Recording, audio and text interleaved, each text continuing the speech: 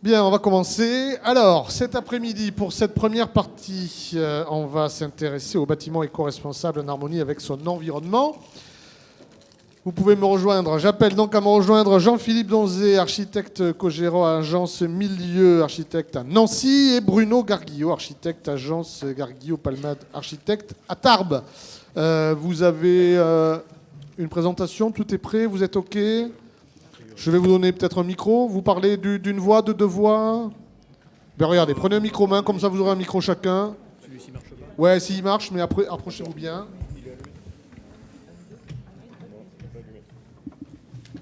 On va vous allumer les micros. Allez-y.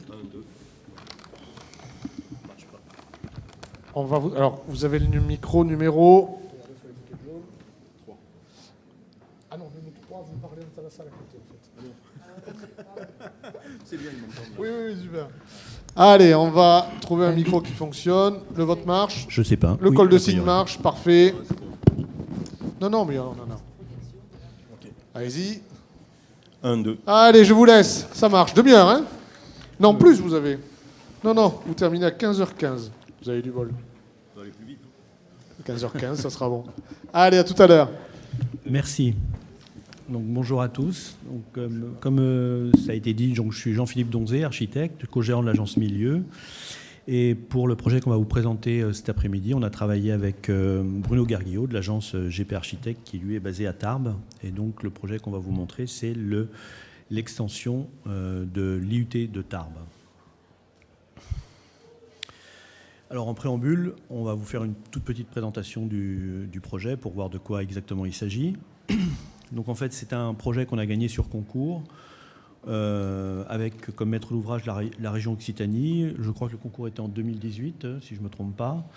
Et puis un coût de bâtiment travaux de 7 millions 25 et pour une chaune de 2716 mètres carrés. Et c'est essentiellement des espaces d'enseignement avec une partie halle technique. Donc le projet en lui-même se situe sur le site de l'IUT. Le site de l'IUT, voilà.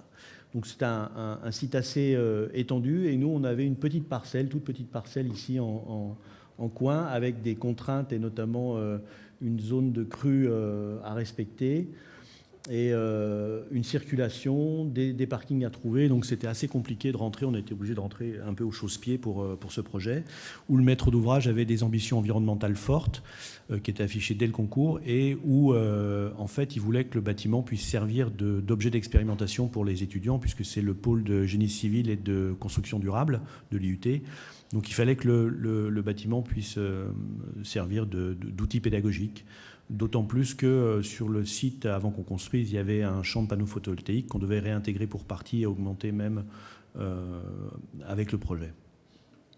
Donc on a un projet qui est relativement simple. On a une entrée qui se fait ici, un partie sur rez-de-chaussée, simple rez-de-chaussée de l'administration et les espaces d'enseignement qui se développent sur 2 niveaux avec une rue centrale et puis la halle technique qui est un peu particulière par rapport aux autres espaces et puis une partie d'amphithéâtre, des salles de cours, et puis à l'étage, on a la même organisation avec toujours la rue centrale et des salles de cours qui se trouvent de part et d'autre, et puis la partie haute de l'amphithéâtre. Donc c'est relativement simple.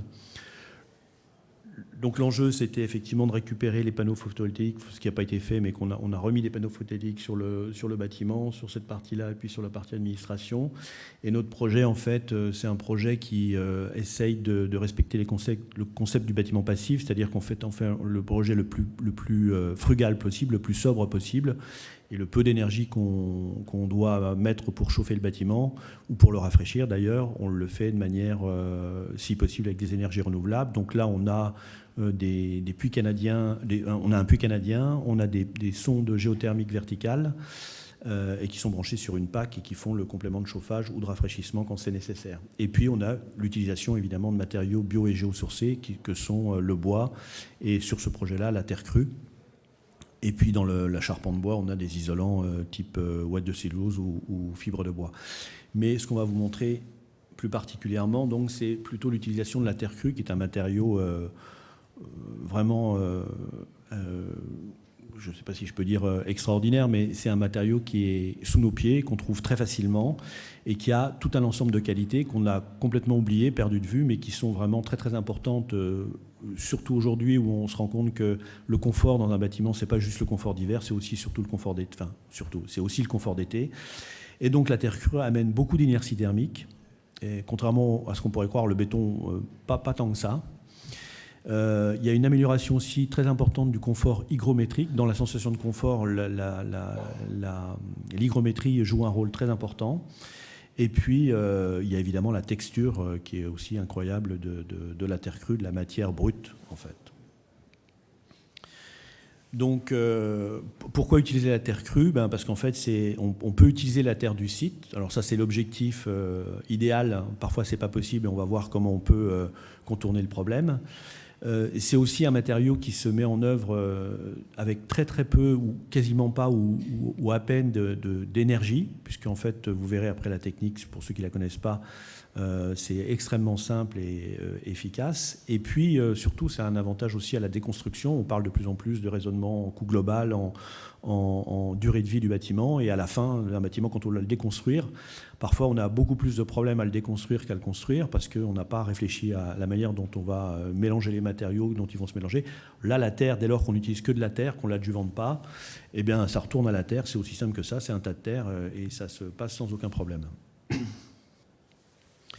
Donc, dans le projet de l'IUT, par rapport au plan que vous avez vu tout à l'heure, on a deux types de modules. On a des modules intérieurs en terre crue qui sont ici, le long de la circulation en rez-de-chaussée, et des modules extérieurs qui sont en façade pour la partie administration.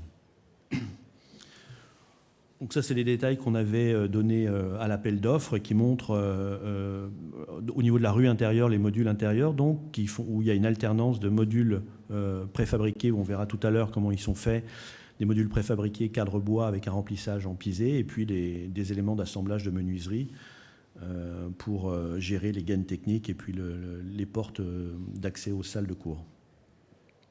Là, c'est le module de la partie administration, le module extérieur. Et donc on voit qu'on peut très bien laisser le pisé à l'air libre, côté extérieur, ça ne craint pas les intempéries, dès lors qu'on respecte un certain nombre de règles qui sont très, très simples à respecter, mais qui font qu'on peut avoir une pérennité très très importante pour ce type de matériaux, même en extérieur, sans enduit, sans bardage, sans rien du tout. Donc utiliser la terre crue, qu'est-ce qu'on utilise quand on parle de terre crue? En fait, ce n'est pas la couche de terre végétale, c'est cette couche-là. Là, on a la roche-mère, on a une couche généralement qui correspond à peu près, quand on fait des fondations d'un bâtiment, entre 30, 40 cm suivant l'épaisseur de terre végétale, et puis après ça peut descendre beaucoup plus profond, à 1 mètre, 2 mètres, et après plus on descend, plus on va se rapprocher de la roche-mère, plus on a des agrégats qui sont gros, et donc c'est plus compliqué à utiliser. Mais disons que généralement dans une bande qui est située entre moins 30 et 2 mètres, on a suffisamment de matière pour pouvoir utiliser cette terre crue dans dans la construction, pardon. Et cette terre est composée principalement de 4 types d'agrégats qui sont les cailloux, les graviers, les sables et les siltes et les argiles, en sachant que pour que une terre crue tienne en pisé, ce qui fait la cohésion de l'ensemble, c'est principalement les argiles qui vont faire la cohésion de l'ensemble de ces 3 autres types d'agrégats. Et je disais que l'objet principal, enfin le but ultime, c'est d'essayer d'utiliser la terre du site, mais parfois c'est pas possible parce que quand on regarde, alors on caractérise, quand on fait un projet en terre crue, on va caractériser la terre du site, si on veut l'utiliser, et l'idéal c'est d'avoir la répartition qu'on a là, alors pas forcément en termes de quantité, hein, mais d'avoir les 4 types d'agrégats, mais parfois on n'en a que 3, parfois on n'en a que 2, parfois on en a les 4 mais pas dans les bonnes quantités, on a trop d'argile, pas assez d'argile, et ça fait qu'on est obligé parfois soit si on veut continuer à utiliser la terre du site, de l'adjuvanter, c'est-à-dire qu'on va l'adjuvanter, d'y ajouter des éléments, c'est-à-dire on va retrouver du gravier, puis il manque du gravier, on va rajouter un peu de gravier, on va rajouter un peu d'argile, et ça permettra d'utiliser la terre du site. Mais parfois, malgré tout, c'est quand même pas possible. Et donc, quand on veut faire un projet en terre crue, on se pose la question de savoir quel type de technique on veut utiliser et pour quel endroits dans le projet, savoir si c'est porteur ou pas, etc., si c'est du remplissage, si c'est en façade ou si c'est intérieur.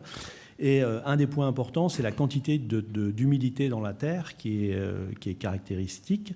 Et on peut rajouter de l'eau, évidemment, mais en fonction de la quantité d'humidité dans la terre, on a des résultats qui sont différents. On voit ici, avec très peu d'humidité, on n'a pas le même résultat en termes de tenue que quand on est en humide, quand on est plastique ou quand on est visqueux ou quand on est complètement liquide. Évidemment, quand il y a trop d'eau, on ne va pas pouvoir utiliser la terre comme il faudrait. On aura très peu de résistance, on ne pourra pas la mettre en œuvre pour de la structure. Par contre, on aura plutôt des utilisations par rapport à des revêtements, de l'enduit ou ce genre de choses. Et puis, pour le piser, en fait, c'est cette partie-là qui nous intéresse, c'est-à-dire avoir une terre suffisamment humide, mais pas trop, qui a la compression, puisqu'en fait, on remplit, on tasse, et là, on compresse. Et quand on compresse la terre, avec un certain taux d'humidité, on obtient quelque chose qui se tient, et surtout qui peut être porteur, et donc qui peut servir en termes de structure dans un bâtiment. Donc là, c'est un petit schéma qui permet de voir les différentes techniques qu'on peut utiliser en fonction de l'humidité, de ce qu'on veut faire, si c'est porteur ou pas, si c'est du remplissage, si c'est de la décoration, de la décoration de l'enduit. Donc on a la technique de la bauge et du torchis, on va rajouter de la terre, on va rajouter de la paille dans la terre, pardon. On a la technique du pisé qui se rapproche de la technique de la terre coulée. On a la technique de l'adobe, et puis on a la technique de la BTC, qui est donc la brique de terre comprimée, qui fait qu'on peut faire des modules, préfabriquer des modules et en faire des murs, porteurs ou pas.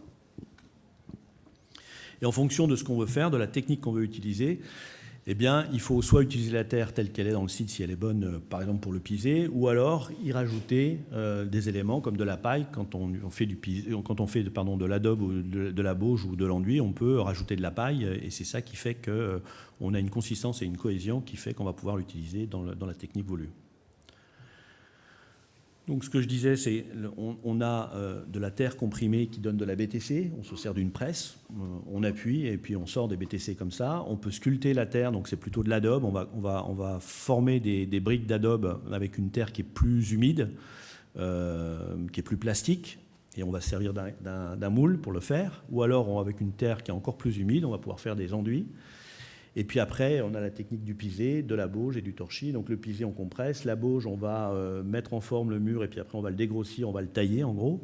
Et puis le torchis, c'est plutôt du remplissage qu'on va faire dans une structure. Donc le torchis, c'est pas porteur. On va se servir d'une structure pour la recouvrir et lui donner un aspect fini terre crue avec la possibilité de garder des éléments de structure apparents. Donc le pisé, la technique qu'on a utilisée à Tarbes, en fait, c'est relativement simple. Hein. On a 2 banches de coffrage, un socle. On vient mettre de la terre qui est bonne à piser, dont on a vérifié les qualités, la granulométrie, et on va la piser. Donc piser, c'est quoi? On utilise un fouloir. Alors, on peut l'utiliser à la main ou alors des fouloirs pneumatiques, on le verra tout à l'heure. Et on tape la terre, hein, on la tasse, on fait des couches de 20 cm, et quand on l'a tassée, ça donne une couche entre 10 et 12 cm. Et puis on fait des lits comme ça et on va continuer. Une fois qu'on a fait un premier lit, on va remettre de la terre, on va de nouveau la tasser et ainsi de suite. Et puis on peut décoffrer ou alors on remonte et on va remettre le coffrage plus haut, puis on va continuer, on va faire la hauteur qu'on veut. En sachant que c'est une technique qu'on redécouvre mais qui est traditionnelle depuis des centaines et des centaines d'années. Il y a plein d'ouvrages en campagne, en Isère, mais un peu partout en France d'ailleurs, avec des techniques différentes, mais pour le piser plutôt en Isère, voire même à l'étranger. En Éthiopie, très connu, il y a une ville avec des immeubles qui font 10-12 étages de haut, en pisé, sans aucun autre matériau. Et même dans le centre de Lyon, il y a des immeubles en pisé qui font 5 niveaux de haut, qui résistent depuis plusieurs centaines d'années déjà. Alors on ne sait pas qu'ils sont pisés parce qu'en fait ils sont revêtus d'un enduit côté extérieur, mais quand on fait des travaux de rénovation dedans, on voit que la structure, quand on la met à nu, eh ben, on a du pisé. Et donc la manière de piser, c'est soit avec des fouloirs manuels à la main, on vient taper, c'est un peu long, fastidieux, mais ça marche, ou alors un fouloir pneumatique qui va faire une action exactement la même action, mais beaucoup plus rapide.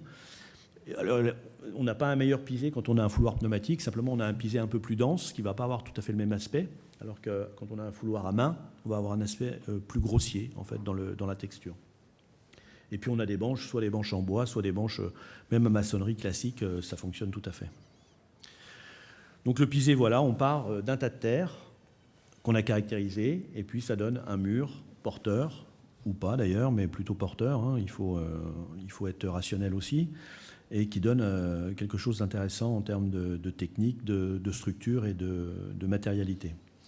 Donc quand on a le tas de terre, en fait, environ on a à peu près 50% d'air, et le fait de piser va réduire cette pourcentage d'air, parce qu'en fait on va comprimer la terre, et quand je disais que tout à l'heure il faut un certain nombre d'agrégats dans la terre pour que ça fonctionne, il faut qu'il y ait une certaine quantité d'argile ou de silt, et c'est ces argiles, ces plaquettes d'argile qui agissent comme quand on a une ventouse sur un vitrage. Les plaquettes d'argile qui sont vraiment microscopiques, entre elles, elles vont faire un effet ventouse.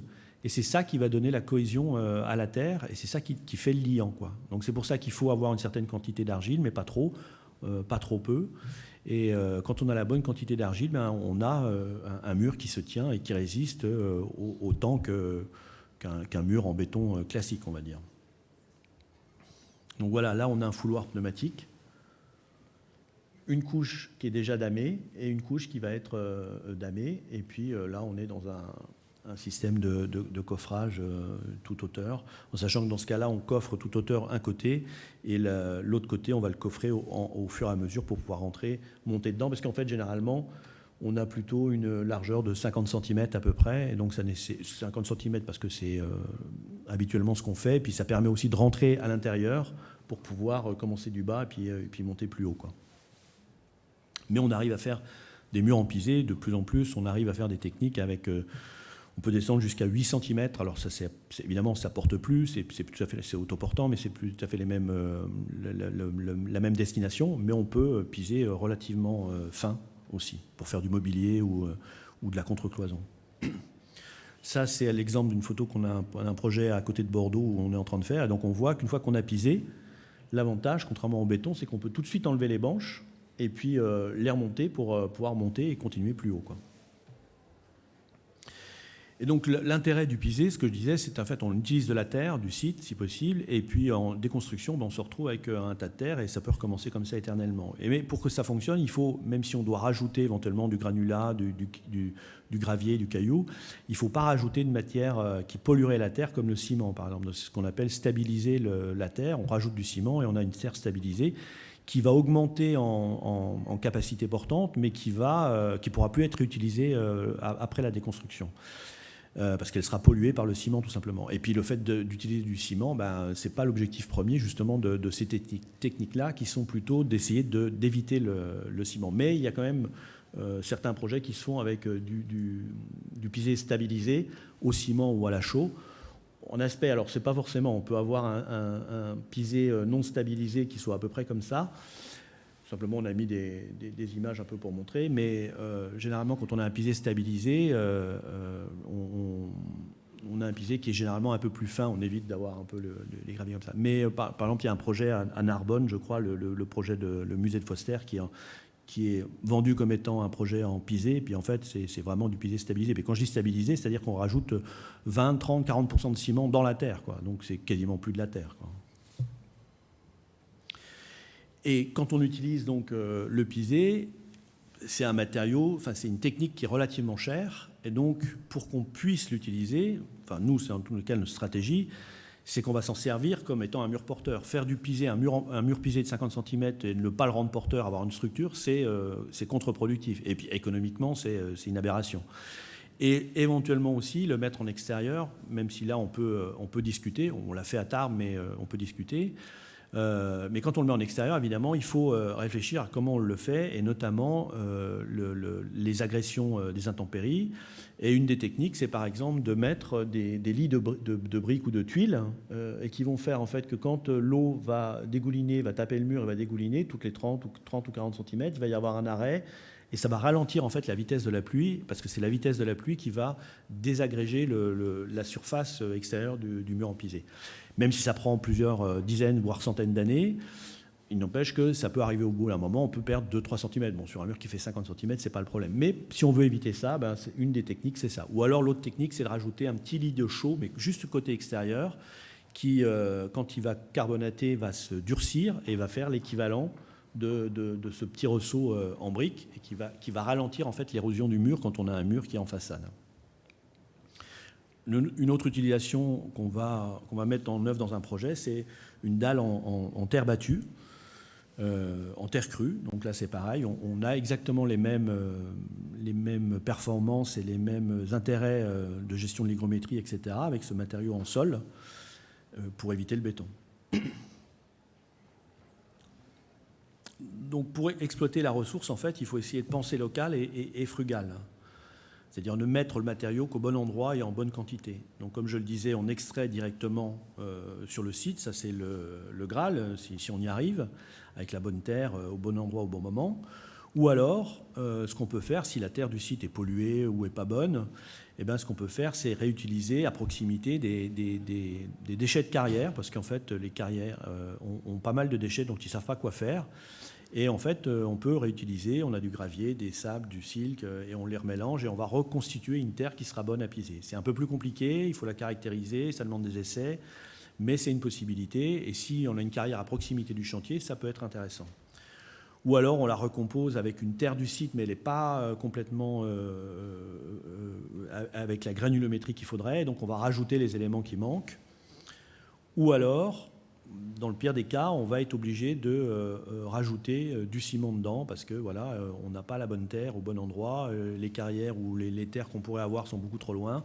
Et donc si on veut avoir une certaine consistance, une certaine résistance, on va y rajouter du ciment. Et notamment, une autre technique que le pisé, c'est la terre coulée ou le béton de terre, où là, pour le moment, mais là c'est plus réglementaire qu'autre chose, on est obligé, et puis pour des problèmes de séchage, on est obligé de rajouter un peu de ciment, mais de l'ordre de entre 5 et 10%, 11%. Et on travaille pour avoir un liant qui soit autre que le ciment, un liant végétal, et qui ne soit pas du ciment, pour éviter les problèmes de pollution de la terre et de dégagement de gaz à effet de serre. Ou alors, on peut aussi réutiliser une terre d'excavation d'un projet à proximité. C'est ce qu'on a fait à Tarbes. À Tarbes, la terre n'était pas correcte, donc on a utilisé Bruno, qui est donc l'architecte qui a travaillé avec nous sur ce projet-là, avait un chantier à 5-6 km de là.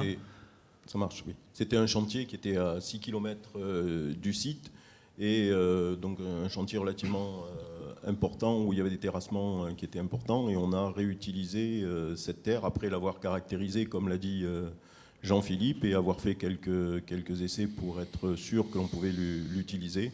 Et c'est la terre que on l'a fait stocker pendant les études, et on l'a réutilisée ensuite sur le projet. Donc là, on est vraiment dans une démarche vertueuse et ça fonctionne très bien. Et plutôt que cette terre-là, plutôt qu'elle parte en décharge, elle a été réutilisée sur notre projet. Le projet de Tarbes est un peu particulier parce qu'on avait la problématique de la résistance sismique. Et je dois dire que c'est vrai qu'au concours, on a été un peu idéaliste. On s'est dit on va faire un projet en terre pisée dans une zone sismique 4, puisqu'on est à Tarbes, on est quelque part par ici. Ouais. On est en zone sismique 4, la plus forte en métropole. Après, il y a les îles qui sont en 5, mais en métropole, c'est la plus forte. Et nous, on était partis sur un mur en pisé qui tient comme ça tout seul. Et heureusement qu'on avait un ingénieur, un bureau d'études qui nous a remis un peu les pendules à l'heure. Même si vous verrez après, on peut quand même encore se poser des questions. Donc c'était un enjeu très très important pour nous, de montrer qu'on peut, malgré tout, dans une zone difficile, avec une sismicité très forte, réaliser un projet en pisé. Donc le bureau d'études en question, c'est TPFI, avec Olivier Gonzalez qui est là, et qui a mouliné les choses et qui nous a proposé une solution qui finalement était réaliste, parce qu'il faut dire une chose, c'est qu'au concours, on avait le bureau de contrôle qui était dans le jury, qui avait une voix d'ailleurs, et qui a dit au maître d'ouvrage, on a gagné je crois à l'unanimité, sauf la voix du bureau de contrôle, qui a d'ailleurs dit à ce moment-là au maître d'ouvrage, mais messieurs, si vous choisissez ce projet-là, moi jamais je donnerai mon accord. Donc ça commençait bien. Et donc quand après on a regardé, puis qu'on a commencé à mouliner le problème du sismique, on s'est dit, bon, il faut qu'on réussisse à convaincre le bureau de contrôle, sinon jamais on sortira le projet. Et donc Olivier, qui est là, nous a proposé une solution qui est en fait un mix entre les deux, c'est-à-dire qu'en fait de toute façon on avait du charpent de bois par ailleurs, donc en fait il a proposé des cadres en bois, qu'on voit ici, avec des tirants pour mettre la chose en compression, le cadre en compression, et avoir un remplissage en terre crue, en pisé, Et c'est des modules préfabriqués, qui sont préfabriqués en atelier, qui sont amenés et montés comme ça sur site. Et donc, le premier projet, j'avais dit à Olivier, on va essayer de faire comme on fait d'habitude, on va mettre le voile de contreventement côté intérieur. Et il me dit, non, ça passe pas au sismique parce que les agrafes, elles tiennent absolument pas, quoi. Alors, comment on va faire? Parce que pour moi, le voile de contreventement, nous, quand on fait un projet en bois, on met le voile de contreventement côté intérieur et on s'en sert comme frein vapeur et on le scotche et voilà, quoi. Donc je voulais faire la même chose, mais là, il me dit, non, ça marche pas, le voile de contreventement. Donc comment on fait? On va faire une cornière, une croix de Saint-André en cornière. Et là, c'était un peu plus compliqué. Et alors, on a proposé ça au bureau de contrôle, on lui a montré qu'avec les calculs, tout fonctionnait correctement. Il nous dit, oui, d'accord, mais il faut quand même faire des tests. Donc, le maître d'ouvrage a accepté de payer des tests qu'on a fait à la plateforme sismique du FCBA à Bordeaux. Donc, on a amené 6 ou 7 modules, on a fait les tests, on verra la vidéo tout à l'heure. Et en faisant les tests, à un moment, j'ai regardé, et ça marchait vraiment bien. Les modules tenaient jusqu'à 350%. Le même module a été testé à 100, 150, 200, 250, 300, 350%. Ce qui est impossible, en fait, qui n'arrive jamais, quoi, parce qu'en fait, vous testez un module, vous avez un séisme, il faut attendre, je ne sais pas, 50 ans ou 100 ans pour avoir un séisme qui soit encore plus fort. Là, il a tenu jusqu'à 350% le même module. Et moi, en voyant ça, je me dis, on a un module de RAB, on enlève le contreventement et on regarde comment il tient, comment ça tient. Eh bien, ça tient exactement pareil. Donc, en fait, exactement pareil. Exactement pareil. Ça a tenu jusqu'à 350%. Et, Olivier est là pour le confirmer, quoi. Et quand j'ai dit, puisqu'on n'a pas besoin du contreventement, on va l'enlever, on ne va pas le mettre, là, le bureau de contrôle, il est devenu tout pâle. Et puis, il a dit, non, si, on va quand même mettre le contreventement. Donc, on a mis le contreventement, mais je pense que le prochain projet, d'ailleurs, on en a un en zone sismique 3, où on n'a pas de cadre bois, et on y arrivera. On est en train de le justifier, et on y arrivera. Donc là, normalement, c'est là où on voit la petite vidéo, qui est un peu longue, on va la chanter, mais c'est pour vous expliquer. En fait, on a le module, la table sismique, et on a un poids de 3 ou 4 tonnes, je ne sais plus, qui est en tête, et qui permet de charger le mur. C'est 8,3, 100%. Voilà, là, on est à 100%. Donc là, c'était juste, pendant le transport, il avait souffert un peu, mais c'est pas les vibrations qui ont fait tomber.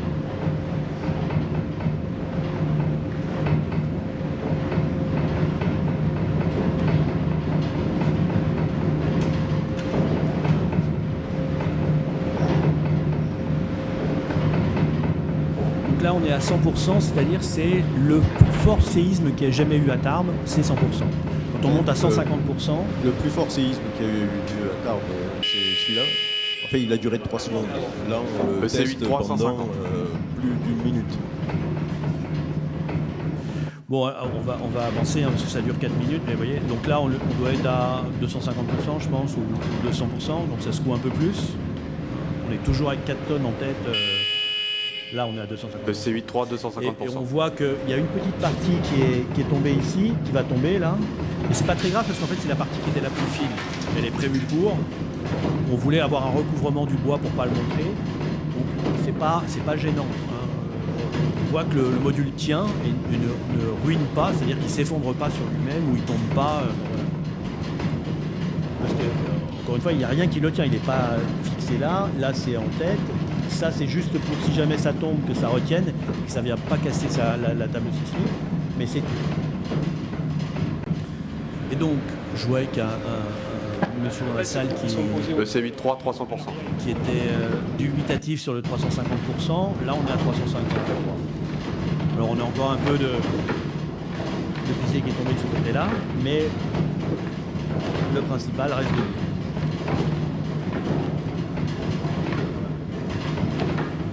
Donc voilà, on a des tests dans le plan, hors plan, on a les tests du sac de sable, les modules ont tenu sans aucun problème et ont tenu exactement pareil avec ou sans contreventement. Donc quelques photos de chantier.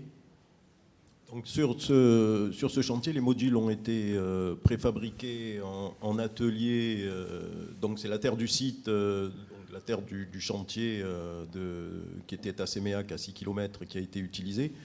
Et les modules ont été préfabriqués en atelier. On avait un lot charpente, bois et pisé. On avait mis l'ensemble du pisé dans le lot charpente puisqu'il y avait une interaction forte entre le cadre bois et le pisé. Et les modules ont été préfabriqués dans l'atelier du charpentier qui se trouvait à côté de Lourdes, donc qui a une vingtaine de kilomètres de Tarbes.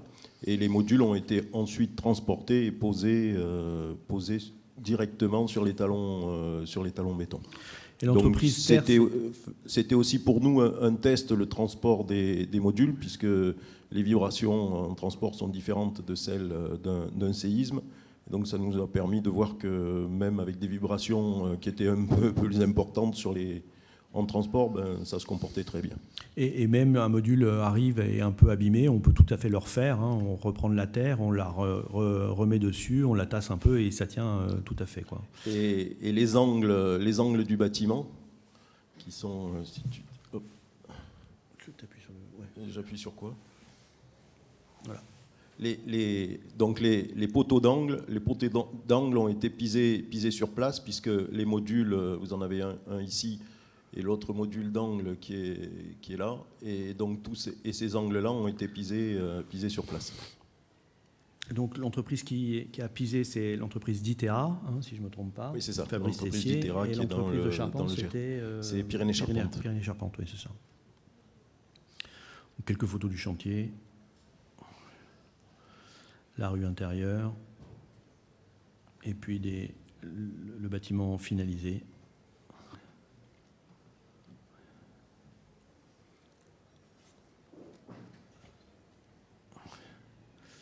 La façade plein sud.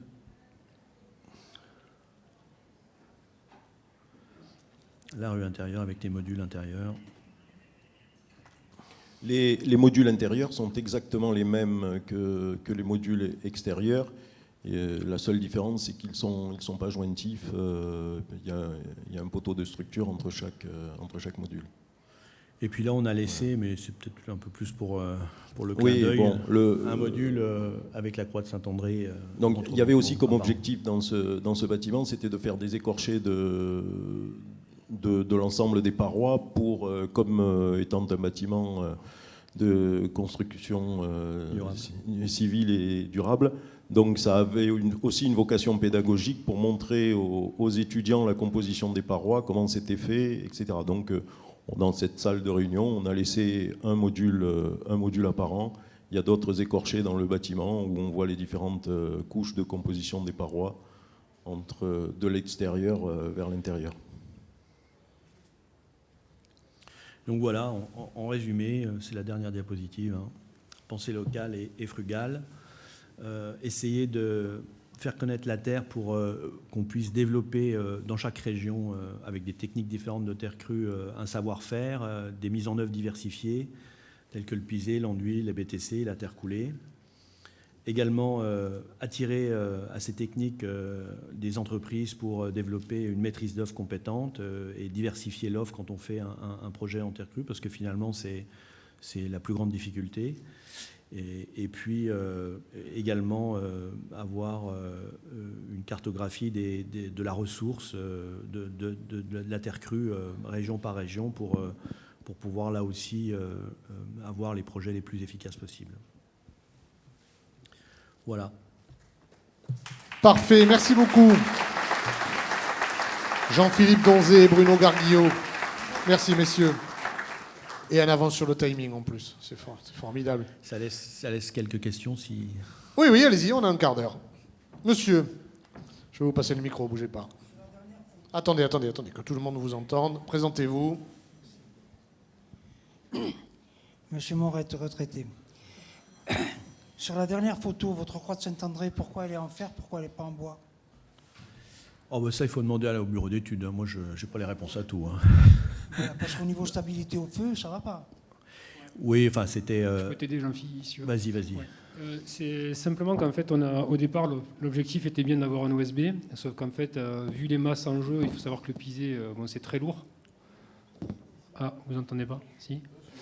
Donc le pisé, c'est très massif comme matériau, donc il y a des efforts engendrés au sismique qui sont quand même colossaux.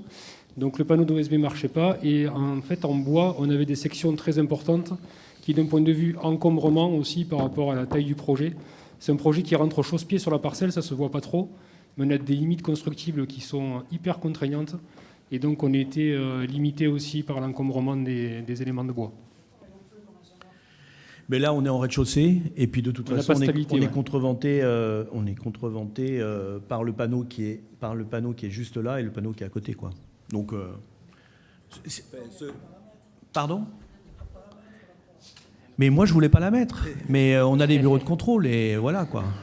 Nous non plus, je vous rassure, hein, c'était bien l'objectif. À Toulouse, il n'y en a pas besoin.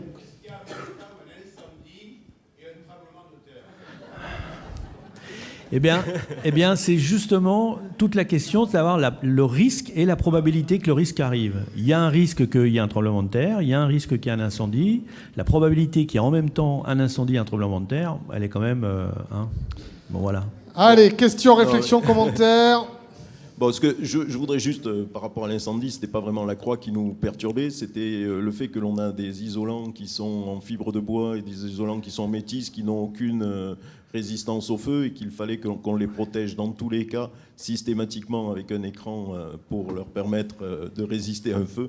Donc là, le module que l'on voit, là, on l'a laissé apparent pour montrer comment il était fait, mais en fait... Derrière les doublages en plaques de plâtre qui sont à côté, il y a des isolants qui sont plus que l'on a protégés au feu. Donc la protection au feu, c'est faite dans tous les cas par le doublage. Autre question, réflexion, commentaire. Une fois. Monsieur au fond. Alors, levez-vous, présentez-vous, enlevez le masque par l'effort. Adjugé.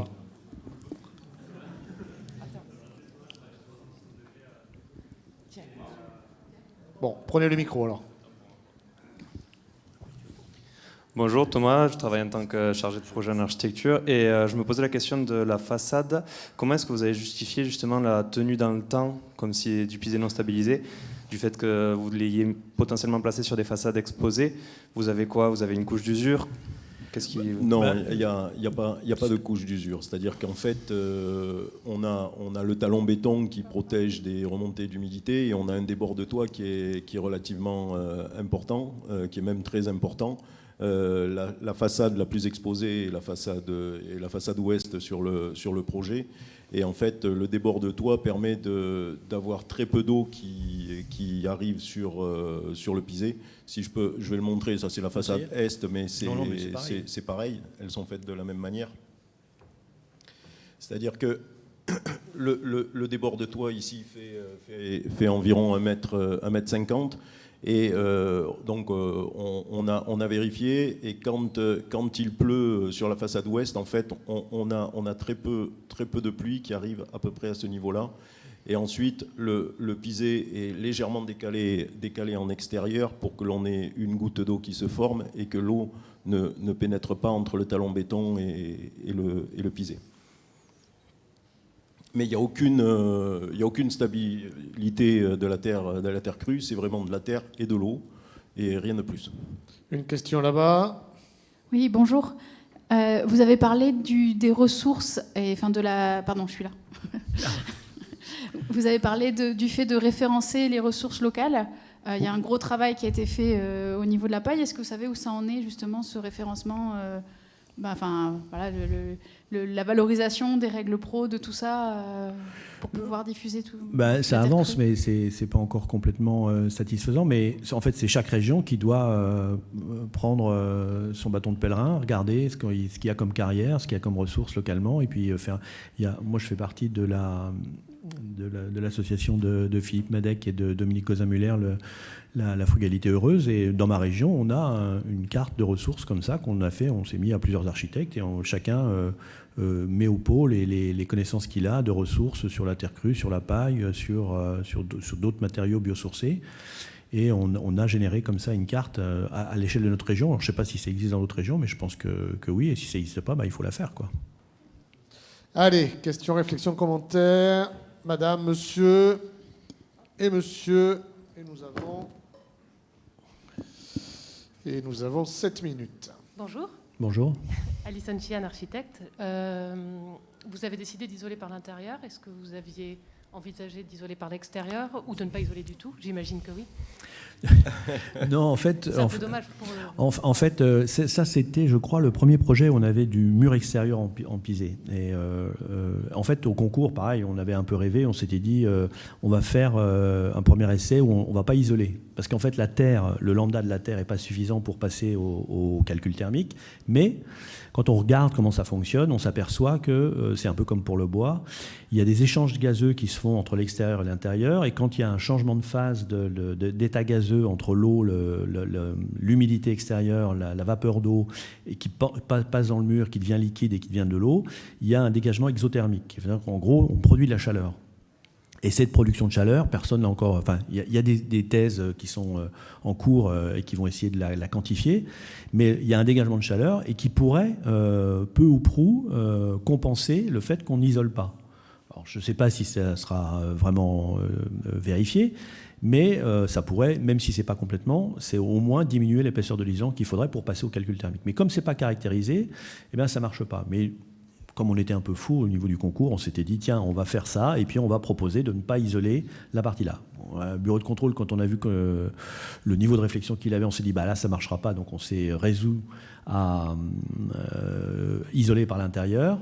Après, on a essayé avec la halle technique, parce que la halle technique, elle devait être à 14 degrés, enfin hors gel, il n'y avait pas de problème. Même là, il n'a pas voulu, donc c'était compliqué, il a fallu qu'on l'isole aussi.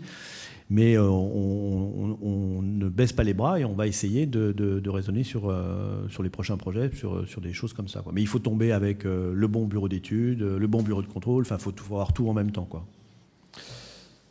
En fait, donc il y a une partie du bâtiment qui est aussi isolée par l'extérieur, puisque enfin, si on revient sur les voilà. diapos, donc bon, ici on voit donc la partie administration qui est sur un seul niveau avec les murs en pisé apparent, et ensuite on a le bâtiment d'enseignement, enfin donc ici, bon, donc ça c'est la rue intérieure du bâtiment d'enseignement, et donc ce bâtiment d'enseignement a sur sa façade nord des murs en béton matricé qui ont été faits avec un sable jaune.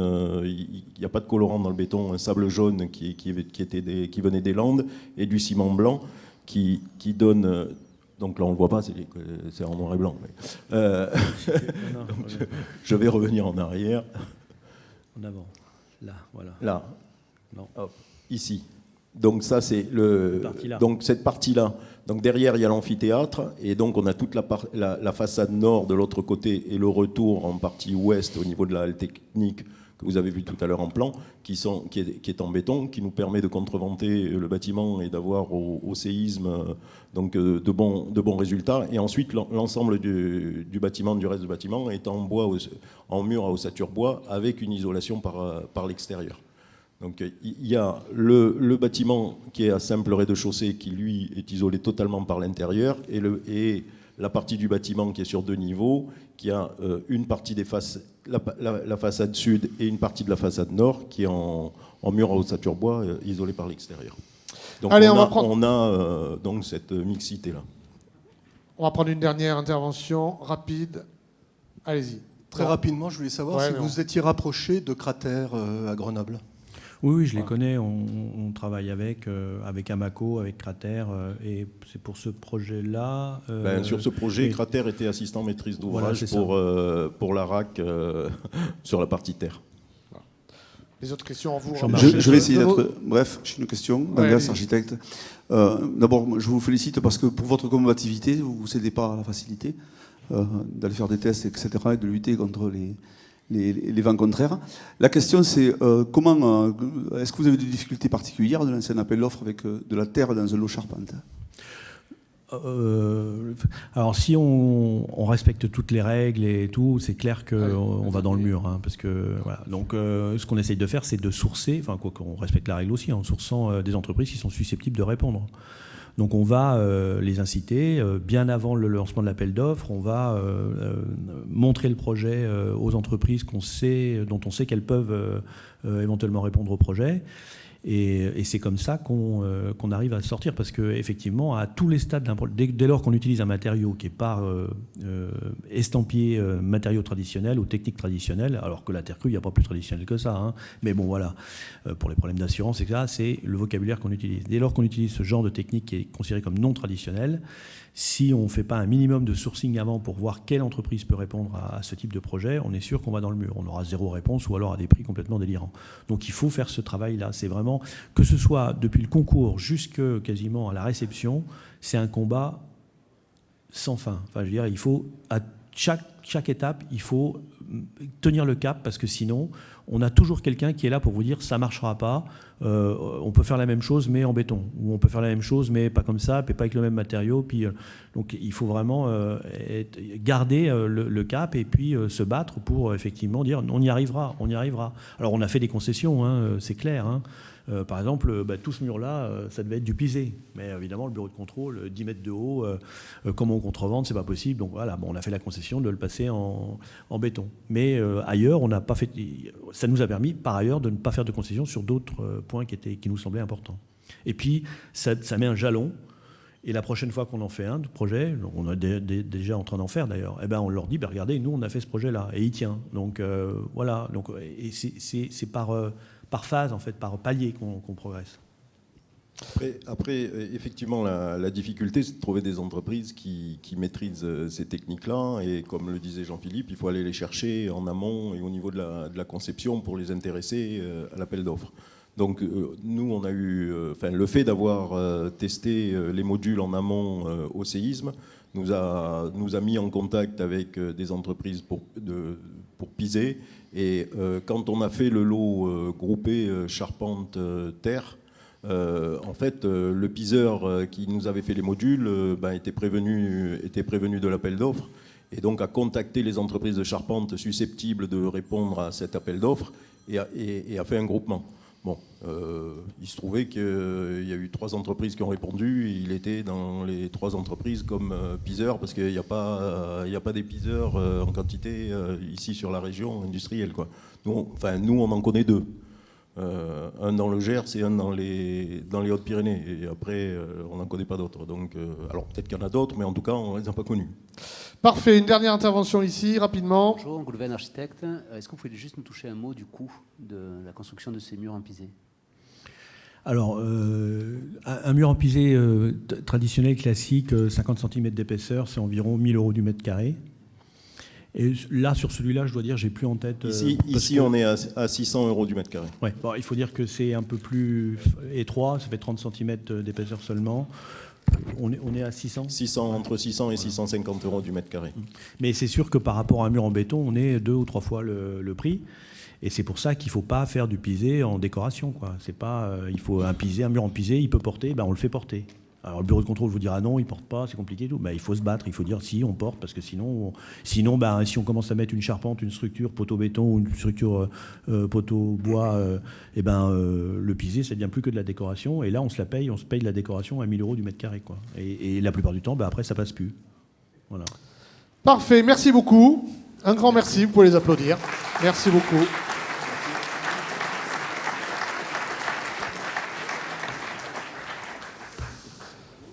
Je vous laisse rejoindre la salle. Et on va passer à notre seconde conférence de l'après-midi, répondre aux usages avec une empreinte architecturale forte. Pour ce faire, j'appelle Laurent Esmiller, architecte co-gérant agence Elex à Paris. Laurent, je vous laisse monter.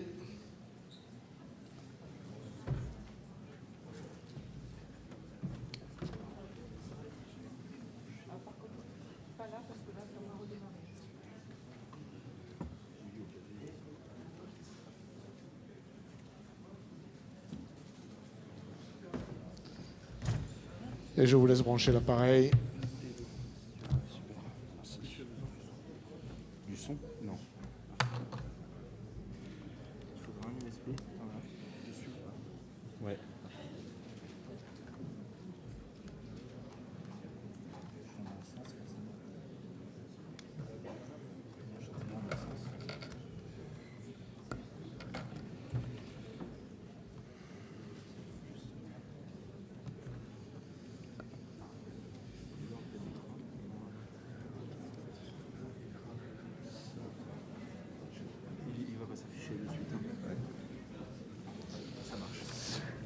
Pour ceux qui sont derrière, regardez, vous avez plein de places devant. Deuxième rang, premier rang, troisième rang. N'hésitez pas, venez vous asseoir. Ne restez pas debout, on a des chaises ici. Je vous en prie, mesdames, venez ici. Installez-vous, mesdames, messieurs.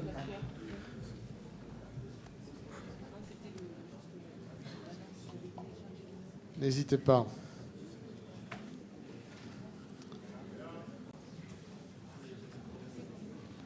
Installez-vous, je vous en prie. Vous avez encore, regardez, vous avez encore des sièges dispo là. Prenez place. Parfait. Très bien. La parole est à vous. Merci. Bonjour à tous. Peut-être un petit mot d'abord parce que je crois que c'était Éric Lapierre qui était annoncé initialement pour faire la présentation de ce projet. Finalement, il n'est pas venu. Je ne sais pas si tout le monde est forcément au courant des évolutions qu'il y a eu dans l'agence d'Éric Lapierre. Initialement, il avait une agence qui s'appelait Éric Lapierre Expérience. Et depuis maintenant un an, on travaille à 3 personnes, 3 associés, Tristan Chadnet, Éric Lapierre et moi-même, Laurent Miller, au sein d'une nouvelle agence qui n'est plus Éric Lapierre Expérience, mais qui est désormais uniquement Expérience. Donc on est une jeune agence qui existe depuis un an, mais qui a 20 ans d'expérience du fait de l'agence initiale d'Éric Lapierre. Et pendant le processus du projet de la plateforme logistique de Toulouse Fondaire, c'était surtout moi qui avais été en charge initialement du projet en tant que chef de projet, puis finalement, parmi les 3 associés, c'était surtout moi qui avais suivi le projet. C'est pour ça qu'on a un peu réorganisé cette intervention et que je viens vous présenter le projet à la place d'Éric Lapierre. Et cette présentation du projet, je l'ai appelé Surrationalisme, le dépassement de la nécessité. Et c'est une réflexion sur laquelle on est actuellement, de comprendre un peu quelles sont les spécificités de la rationalité architecturale et sur quoi est fondée l'architecture. Et une des premières raisons, en fait, pour nous de l'architecture, c'est son caractère nécessaire. C'est-à-dire que l'architecture, avant tout, ça répond à des besoins qui sont exprimés par la société. Mais l'architecture s'inscrit également dans le dépassement de ces besoins. Et c'est cette dualité, cette dialectique qu'il y a entre les éléments nécessaires, ou en tout cas les raisons nécessaires auxquelles l'architecture doit répondre, et le dépassement de ces nécessités, qui permet d'établir une esthétique propre à l'architecture, qui ne s'assimile à rien d'autre et qui permet de transformer les contraintes en opportunités. Et c'est ce qu'on a appelé, nous, au sein de l'agence, le surrationalisme, qui est une sorte de lecture attentive de l'ensemble des contraintes d'une situation, d'un contexte particulier dans lequel le projet peut prendre place. Et donc ce surrationalisme, c'est une sorte de rationalisme au-delà du rationalisme cartésien qui permet d'écrire le récit théorique du projet dans lequel il s'inscrit et de définir comme rationnel toute une série de décisions de projet qui, si elles avaient été prises dans un autre réseau de contraintes, dans un autre faisceau de contraintes, ces mêmes décisions de projet pourraient paraître complètement aberrantes. Et de là peut naître une esthétique qu'on qualifie de l'irrationalité rationnelle, c'est-à-dire justement de ces choix qui, s'ils étaient pris dans un autre contexte, apparaîtraient pour aberrants, voire absurdes. Et dans cette logique-là, la réponse de l'architecture en tant que pensée de la forme et de pensée sur la forme, c'est le moyen justement de dépasser les besoins prosaïques au départ auxquels doit répondre l'architecture et d'établir justement cette forme architecturale qui vise encore une fois le dépassement de ses propres nécessités. Et cette double illustration ici avec les colonnes doriques du Parthénon et le rideau de la Kunsthalle de Colas, c'est un peu l'expression de ce dépassement des nécessités auxquelles l'architecture doit faire face. La colonne dorique, c'est un poteau qui sert à porter le fronton. Mais c'est aussi une sculpture avec l'expression des cannelures, avec les cannelures qui sont l'expression du drapé. Et en même temps, c'est ni vraiment un poteau, ni vraiment une sculpture, c'est une colonne. Et le fait même que la colonne dorique existe dans ce statut-là, elle a à la fois un caractère strictement indiscutable, c'est la réponse à la nécessité de porter le fronton, mais en même temps, à travers son caractère expressif particulier, a complètement dépassé cette première nécessité prosaïque d'être un élément utilitariste, d'être un élément de structure, et elle paraît presque, dans son plus simple appareil, quasiment inutile dans le bâtiment, mais pour autant absolument nécessaire.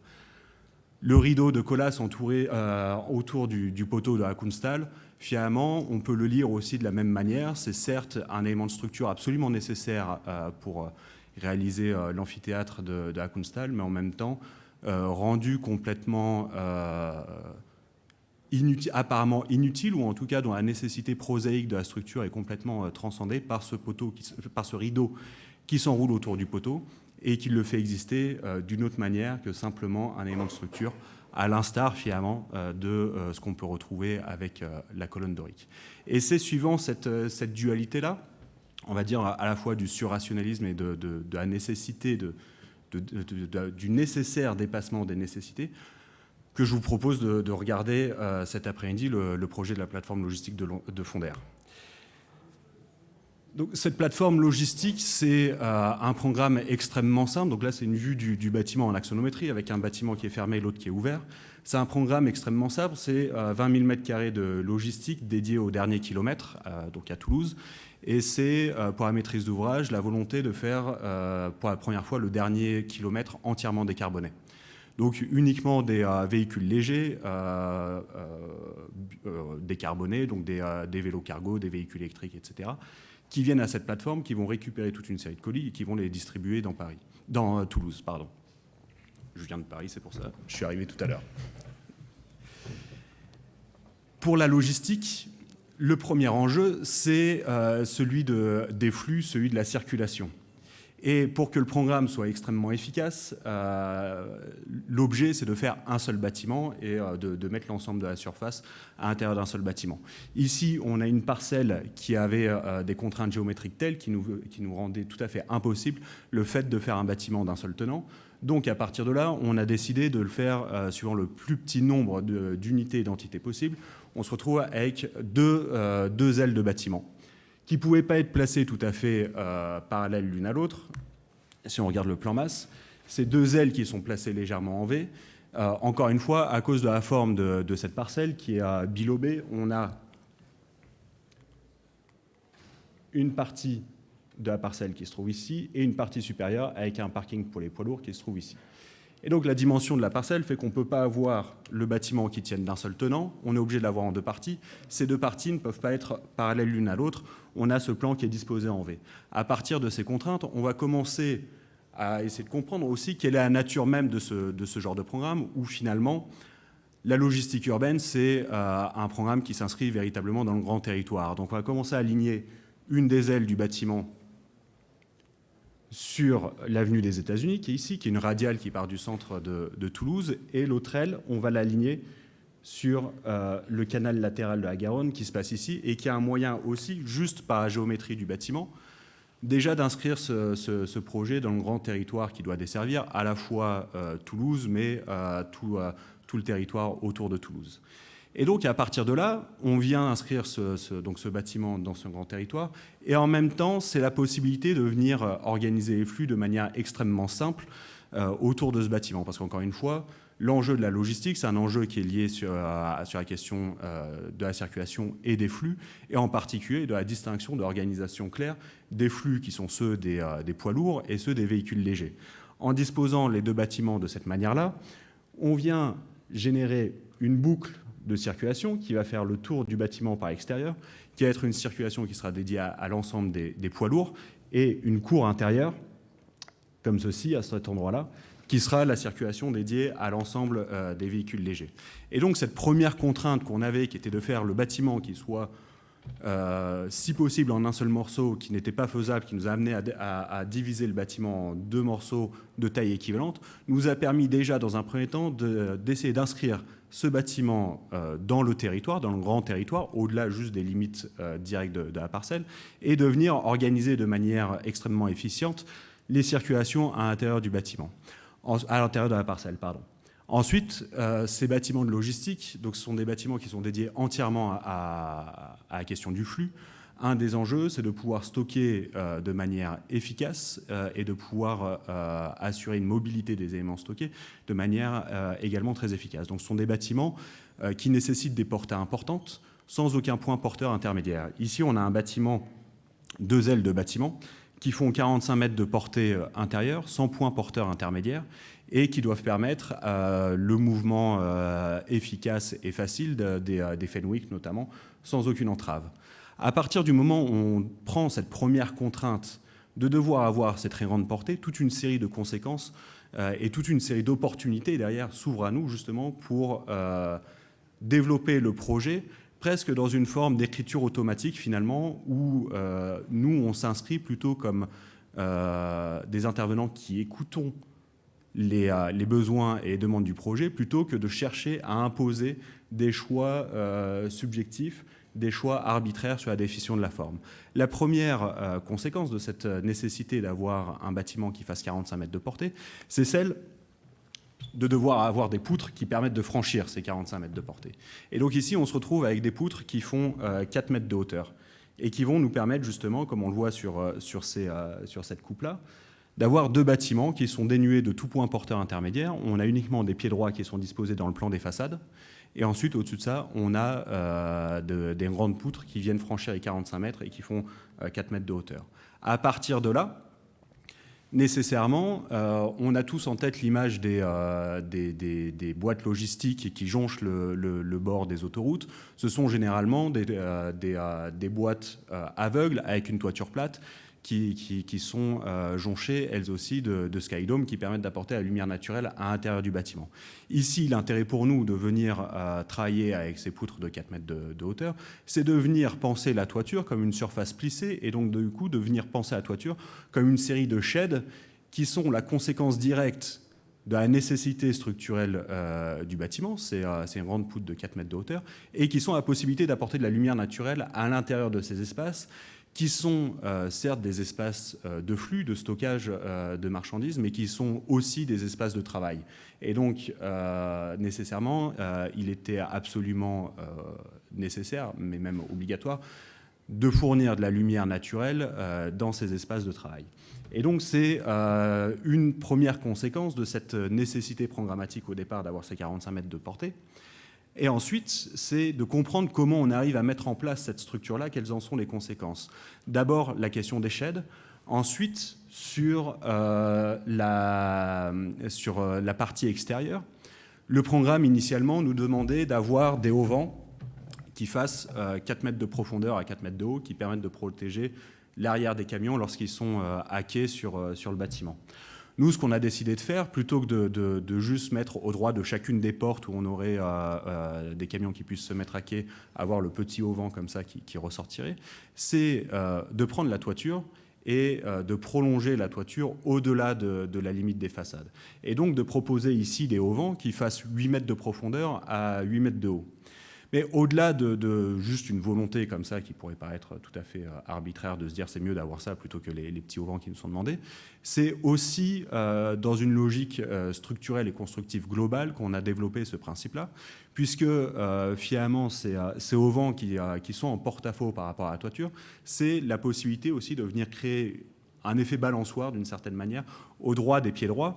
Et le porte-à-faux qu'on voit ici, c'est une façon de venir alléger complètement la très grande portée des 45 mètres qu'on a dans l'espace intérieur des halles et de venir comme ça développer une structure qui soit la plus rationalisée possible en termes d'usage de matière, c'est-à-dire de venir alléger au maximum la structure, son poids et par conséquent la quantité de matière utilisée. Au-delà de ça, c'est aussi la possibilité de venir doter ces façades latérales où usuellement on a uniquement des portes avec les quais et les petits auvents à 4 mètres. C'est la possibilité de venir doter ces façades latérales de véritables loggias finalement qui viennent créer une épaisseur entre l'espace intérieur et l'espace extérieur. Et en même temps, cette toiture constituée de sheds à partir des grandes poutres, c'est la possibilité de doter le bâtiment d'une image singulière qui est directement le fruit finalement des contraintes qui sont propres au projet. Mais ce n'est pas l'expression juste des contraintes dans les difficultés qu'elles génèrent, mais c'est plutôt la compréhension des enjeux auxquels on doit faire face et comment ces enjeux peuvent devenir des opportunités pour le projet. Et donc ici, c'est vraiment cette volonté-là. Et à travers cet usage de la structure, c'est aussi une volonté de concilier deux aspects qui peuvent paraître antinomiques d'une certaine manière, ou en tout cas assez contradictoires, qui d'une part, on est sur un bâtiment, ici on est donc au niveau de Fondère, le long de l'avenue des États-Unis, on est dans un tissu qui est quasiment un tissu suburbain, finalement, il n'y a que des grandes boîtes logistiques qui se trouvent tout autour de notre bâtiment, on a le marché d'intérêt national qui est juste à côté, et donc c'est un tissu urbain qui est perçu à grande vitesse, généralement depuis la route, depuis les voitures, et dans notre cas particulièrement depuis les camions. Doter le bâtiment de cette image singulière issue véritablement de la structure à travers les sheds, c'est une première façon de doter ce bâtiment donc d'une image qui est facilement perceptible depuis ces voies à grande vitesse. Et en même temps, ce travail sur cette loggia, sur cette épaisseur entre l'espace intérieur et l'espace extérieur sur ces façades latérales, c'est aussi être attentionné à la question de la perception immédiate de l'échelle du piéton et de faire en sorte aussi que ce bâtiment ne soit pas univoque, unidimensionnel, uniquement dédié à l'échelle de la vitesse, mais aussi promouvoir des espaces où les personnes qui travaillent à cet endroit-là puissent circuler dans des espaces protégés, notamment des intempéries, le long des façades avec ces grands porte-à-faux qui sont générés. Côté façade VL, ici on est dans la partie de la cour centrale où il y a plutôt les véhicules légers qui sont amenés à circuler, mais on retrouve exactement les mêmes porte-à-faux. Côté façade poids lourd, là où on a les livreurs qui sont eux aussi amenés à circuler le long des façades. Une fois qu'on définit cette première couche, on va dire, de structure, c'est bien évidemment dans un projet comme celui-ci une première dimension qui est absolument nécessaire, finalement, de s'attarder à comprendre comment la structure peut être à la fois un élément extrêmement rationnel et porteur finalement de sens dans le développement du bâtiment. Finalement, c'est tout à fait en lien aussi avec ce qui était énoncé précédemment sur la question du pisé, de faire un bâtiment en pisé, des murs en pisé de 50 cm d'épaisseur qui, s'ils ne sont pas structurels, on perd le premier intérêt de faire le pisé. Ici, on est dans un contexte par certains aspects tout à fait similaires, dans le sens où c'est une plateforme logistique, donc c'est un programme qui généralement est peu regardé par les architectes.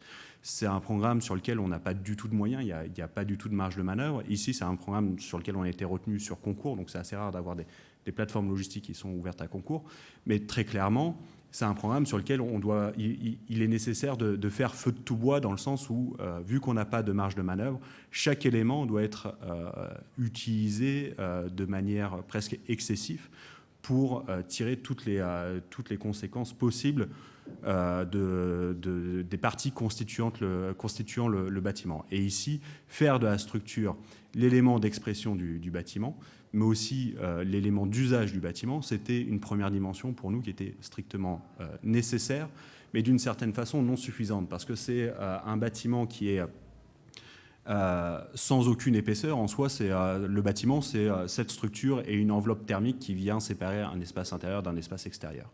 Nécessairement, c'est aussi un programme qui est bardé d'éléments techniques, de réseaux, que ce soit pour la ventilation, pour le chauffage, pour l'électricité, etc. Et qui était absolument nécessaire aussi de comprendre comment, dans un bâtiment sans épaisseur, on peut venir intégrer tous ces éléments. Et là aussi, la manière dont la structure, pensée comme un élément qui permette de porter toute la signification du bâtiment, mais qui est aussi l'élément qui vient accueillir l'ensemble des parties techniques nécessaires au fonctionnement du bâtiment, ça a été un des points singuliers de résolution dans le projet, pour faire en sorte finalement qu'on n'ait pas une première enveloppe qui soit définie, puis ensuite on vienne coller une seconde couche qui n'ait rien à voir avec la première.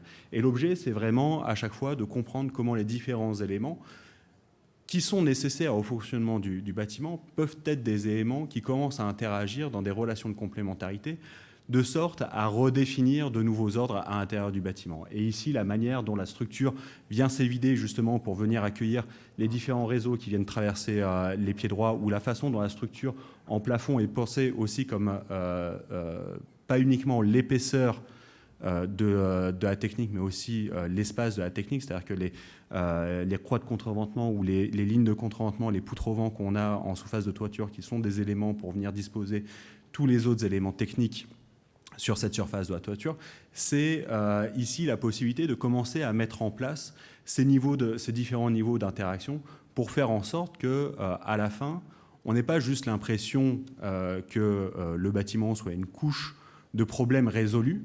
C'est-à-dire que dans cette idée d'un surrationalisme qui consiste à dire qu'on écrit un récit théorique où toutes les décisions deviennent cohérentes les unes avec les autres, c'est d'une certaine manière s'opposer à une forme de rationalisme cartésien qui viserait à diviser un problème complexe en une petite série d'équations et l'empilement ou l'accumulation de la résolution de ces équations simplifiées donnerait une forme architecturale. Le surrationalisme, en un certain sens, s'oppose à ça et propose plutôt une réflexion justement globale sur la forme et par la forme pour comprendre comment les différents éléments interagissent les uns avec les autres et permettre de comprendre la forme architecturale presque comme une sorte d'organisme où les différents éléments deviennent interdépendants les uns aux autres et permettent tous ensemble de répondre aux différents niveaux de contraintes et de complexité auxquels l'architecture doit satisfaire. Et donc c'est véritablement cette logique-là qui nous a animés dans le développement des études de ce projet-là. Et ici, par exemple, si on regarde ensuite l'organisation en plan, on comprend que c'est un bâtiment qui est absolument sans épaisseur, absolument sans structure aussi. On a juste la ligne de la façade qui vient délimiter un espace intérieur d'un espace extérieur. On n'a aucun point porteur intermédiaire. Et c'est ici où on comprend toute la nécessité de devoir développer la structure de manière extrêmement précise, car toute la logique du projet porte sur cette définition de la structure. La seule épaisseur qu'on va trouver, ce sont les épaisseurs qui sont situées à chaque extrémité des bâtiments. Et c'est là où on va placer les différentes entités de tertiaires, les différents bureaux qui sont nécessaires au fonctionnement de la plateforme logistique. Et c'était pour nous aussi la possibilité, à travers ce positionnement des bureaux, de pouvoir adresser un bâtiment qui soit certes un bâtiment logistique, mais toujours un bâtiment qui s'inscrive dans un tissu urbain, dans le sens où on était toujours attentif au fait de ne pas produire une boîte aveugle qui soit uniquement une boîte bardée avec les quelques portes nécessaires au camion, mais de comprendre comment le bâtiment disposait de ses propres moyens pour s'adresser à la ville, sans avoir besoin de rajouter des couches superflues, mais à chaque fois d'utiliser ce qui était au départ strictement nécessaire pour le fonctionnement de ce programme-là, et comment finalement chacun de ces éléments, mis en place de manière spécifique dans un système global, permettent de développer un projet qui réponde aux différentes nécessités auxquelles il s'adresse, tant d'un point de vue programmatique que d'un point de vue urbain. Et donc ici, on a ces épaisseurs de bureaux qui sont situés à extrémité nord et à extrémité sud du bâtiment et qui sont là aussi un moyen de répondre finalement au contexte dans lequel se trouve le bâtiment. Mais au-delà de ça, c'est aussi un moyen finalement de comprendre comment le bâtiment joue en lui-même sur une espèce de dialectique, une dualité qui est issue directement de la première contrainte, qui est celle de ne pas pouvoir faire le bâtiment d'un seul bloc et d'avoir ce bâtiment, ce plan en forme de V. Parce que nécessairement, on se retrouve dans une situation où on a à l'extrémité nord un bâtiment qui semble être un seul bâtiment unique, avec une façade juste plissée comme ça, et les deux ailes du bâtiment qui se trouvent ensuite complètement derrière cette façade. Donc la façade, c'est presque comme une sorte d'écran qui vient unifier les deux bâtiments. Et façade sud, au contraire, on va avoir deux façades complètement disjointes l'une de l'autre, qui seront comme deux sortes de pavillons indépendants l'un de l'autre.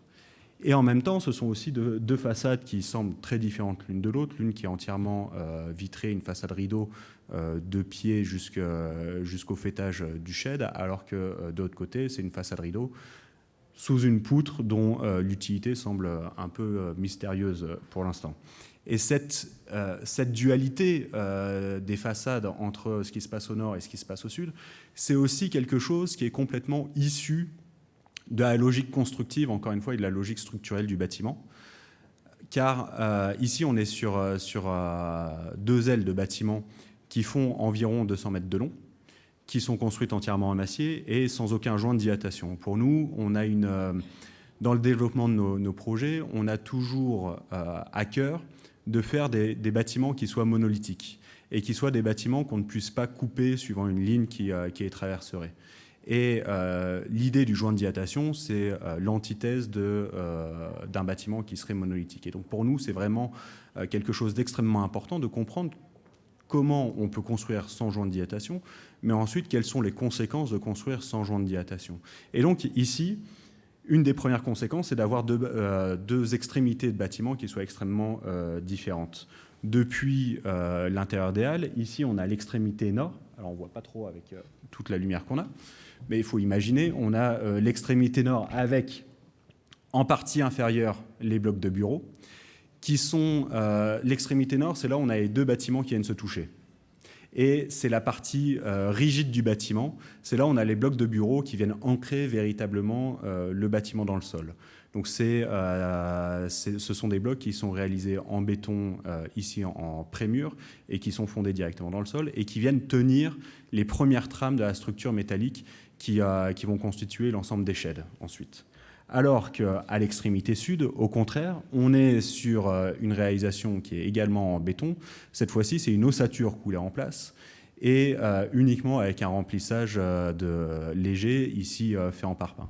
Et parce que ici, le bâtiment, c'est une sorte d'accordéon de 200 mètres de long qui est tenu en un point et qui, à l'autre extrémité, doit pouvoir dilater librement. Et donc, c'est un bâtiment qui doit pouvoir se mouvoir librement. Et à cet endroit-là, les bureaux, au contraire, ne devaient pas venir bloquer la dilatation du bâtiment. Et donc, on a comme ça une dualité qui se met en place entre une façade nord et une façade sud qui ont 2 raisons structurelles différentes et qui vont de ce fait avoir 2 expressions formelles, certes affiliées l'une à l'autre, mais qui seront nécessairement différentes car elles ne répondent pas aux mêmes besoins.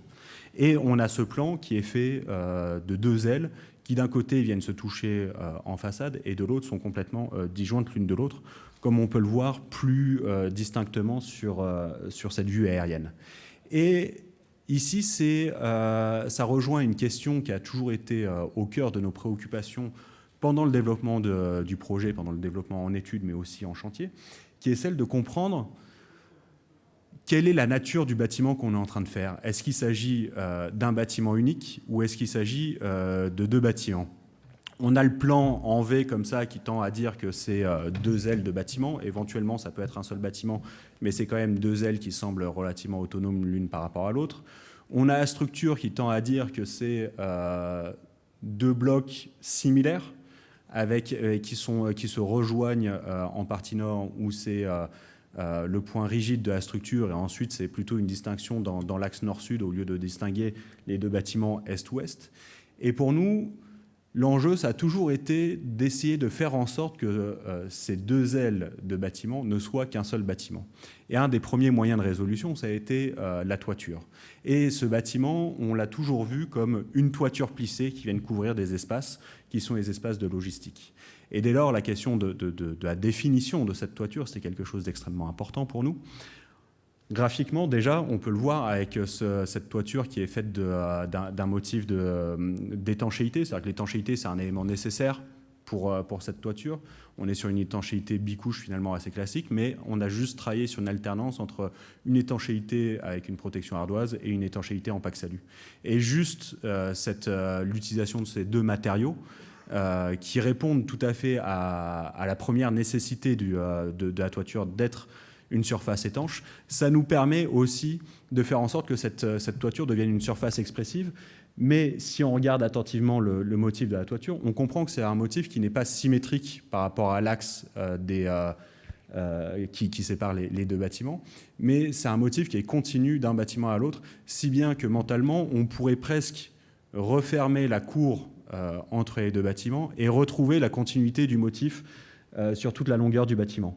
Par contre, si on regarde aussi attentivement, les 2 extrémités de la toiture sont, elles, symétriques. Si bien qu'une fois qu'on a refermé mentalement, on va dire, cet espace de la cour, on retrouve un motif sur l'ensemble du bâtiment qui va devenir entièrement symétrique et qui va redonner toute l'unité à l'ensemble de cette toiture. Et si on regarde sur la façade nord, on retrouve cette continuité des façades qui n'est pas simplement une continuité du pan vitré. À cet endroit-là, les porte-à-faux au droit des quais de livraison extérieurs, on a également la façade rideau qui permet de continuer à assurer, même aux extrémités, la protection des quais de déchargement pour les piétons qui se trouvent au pied du bâtiment. Mais c'est aussi une continuité structurelle, c'est-à-dire que c'est une seule et même poutre qui vient constituer ce premier ou ce dernier shed, en tout cas celui de l'extrémité nord, et c'est une seule et même poutre qui vient unifier les deux ailes du bâtiment et qui vient faire que finalement ce bâtiment n'est qu'un seul bâtiment et qui trouve ensuite sa résolution formelle ici, où c'est les deux poutres qui viennent s'assembler. Juste et au droit de cet assemblage-là, on a juste le montant du mur rideau qui vient continuer la façade d'une aile vers l'autre. Et donc c'est à travers cette continuité de la poutre qui permet d'avoir les deux bâtiments qui viennent se toucher uniquement en un point. Et donc on a les 200 mètres des deux bâtiments qui sont tenus juste par les 20 cm de l'épaisseur de la poutre. C'est ce qui, selon nous permet ici véritablement de pouvoir affirmer que ce projet-là, c'est un seul bâtiment qui est tenu par ce point-là, qui est mis en crise, certes par le plan, par le dispositif structurel ensuite sur la longueur, mais malgré tout, c'est la tentative de réconcilier des contraintes qui semblent apparemment contradictoires et apparemment irréconciliables, et de faire en sorte que l'ensemble existe à travers une forme raisonnée de la structure, et c'est vraiment la mise en place précise de la construction de la structure qui permet ensuite de réunifier les différentes parties les unes avec les autres. Si on regarde le contre-champ, on a aussi la disposition en plan du bâtiment qui nécessairement va créer des fausses perspectives et qui va créer des sortes de points de mire dans l'espace central du bâtiment. Quand on a un espace triangulaire, nécessairement, quand on le regarde dans un sens, on a une perspective accélérée, et quand on regarde dans l'autre sens, au contraire, on a une perspective qui tend à redresser, à remettre en parallèle les façades les unes par rapport aux autres. Ici, quand on regarde de ce point de vue-là, on a l'impression d'avoir un point de mire du bâtiment qui nous amène à regarder justement précisément ce point de focal qui est celui de la reconnexion des deux ailes du bâtiment les unes avec les autres, et de faire en sorte que ce projet existe véritablement uniquement comme un seul bâtiment constitué de deux ailes et pas comme deux bâtiments qui seraient assemblés par une articulation. Ici, c'est véritablement l'idée d'une construction monolithique, d'une construction continue, juste avec ce point singulier. Cette réflexion-là, on l'a poussée sur la dimension constructive de la structure, sur l'aspect supérieur de la toiture avec ce motif, avec l'étanchéité, cette alternance entre l'étanchéité en ardoise et l'étanchéité en Paxalu. C'est aussi une logique qu'on a poussée à travers différentes explorations des conséquences du plan. Une des premières explorations qu'on a voulu mener, c'est celle de la compréhension de la dimension pittoresque du plan, parce qu'on assume aussi pleinement que ce projet, c'est aussi un projet pittoresque. Et nécessairement, comme je le disais précédemment, quand on a un espace qui est triangulaire, cet espace triangulaire va procéder de déformations perceptives qui font qu'on va avoir un rapport à l'espace un peu perturbé, un peu changé, mais aussi un rapport à ce qui se passe autour de l'espace dans lequel on se trouve. Et ici, par exemple, d'avoir cette perspective où on est placé sous les auvents des quais de déchargement de la cour centrale, donc plutôt des véhicules légers, qui vient ensuite cadrer à travers l'espace à l'extrémité nord du projet, là où les deux bâtiments se touchent, qui viennent cadrer cet arbre qui se trouve sur la parcelle voisine. C'est quelque chose qui peut paraître un peu anodin, un peu par chance aussi, mais c'est malgré tout un moyen de réintégrer les avoisinants et les espaces qui se trouvent autour du projet dans un nouvel espace, et qui fait que ce n'est pas quelque chose qui vient se poser à un endroit en négation complètement de ce qui se passe autour, mais c'est au contraire un projet qui va chercher à tisser des liens plus ou moins perceptibles, plus ou moins directement compréhensibles, à travers des dispositions formelles qui permettent encore une fois d'irradier au-delà de la simple limite des façades ou de la parcelle du bâtiment en lui-même.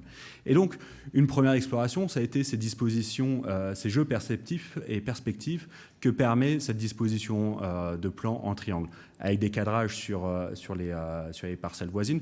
Si on est sous ce auvent-là, on va cadrer donc l'arbre voisin du restaurant routier qui se trouve de l'autre côté de la parcelle. Si on est sous l'autre auvent, on va au contraire cadrer sur un bâtiment secondaire qui fait aussi partie de l'opération, qui est le local pour les chauffeurs de camions qui arrivent sur la plateforme logistique. Et donc, c'est des moyens aussi de mettre en perspective différentes entités qui constituent le site. On a ce jeu sur les fausses perspectives, entre les perspectives accélérées et au contraire les perspectives, on va dire, ralenties, ou en tout cas les façades tendent à se mettre parallèles les unes aux autres. Et après, on a aussi tout un travail fait sur la couleur. On a une structure qui est ici entièrement en métal, entièrement en acier. Nécessairement, l'acier a besoin d'être traité contre la corrosion, et ici, on est traité avec de la peinture anti-corrosion.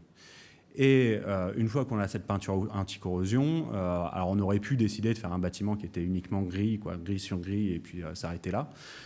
Malgré tout, sur des bâtiments extrêmement utilitaristes, extrêmement industriels, parce que sur un programme comme celui-ci, on est plutôt sur un programme industriel, il était important pour nous de pouvoir apporter un certain nombre d'aménités pour les personnes qui travaillent ici, et aussi de développer un projet où finalement, quand on est sur place, les personnes qui sont amenées à être sur place se disent que c'est véritablement un bâtiment qui a été dessiné et pensé pour les personnes qui travaillent sur place, et pas simplement un énième bâtiment qui sera juste une machine à produire ces boîtes aveugles qui jonchent les bords de route. Et donc ici, ça a été tout ce travail sur la couleur, presque d'explorer la nécessité de la couleur. C'est-à-dire que on doit avoir ce traitement anti-corrosion, donc on explore presque le caractère constructif de la couleur, au sens où l'entendait aussi Jacqueline Yassitorf, où la couleur, ça devient un élément indispensable du projet, au même titre, par exemple, que l'étanchéité sur la toiture.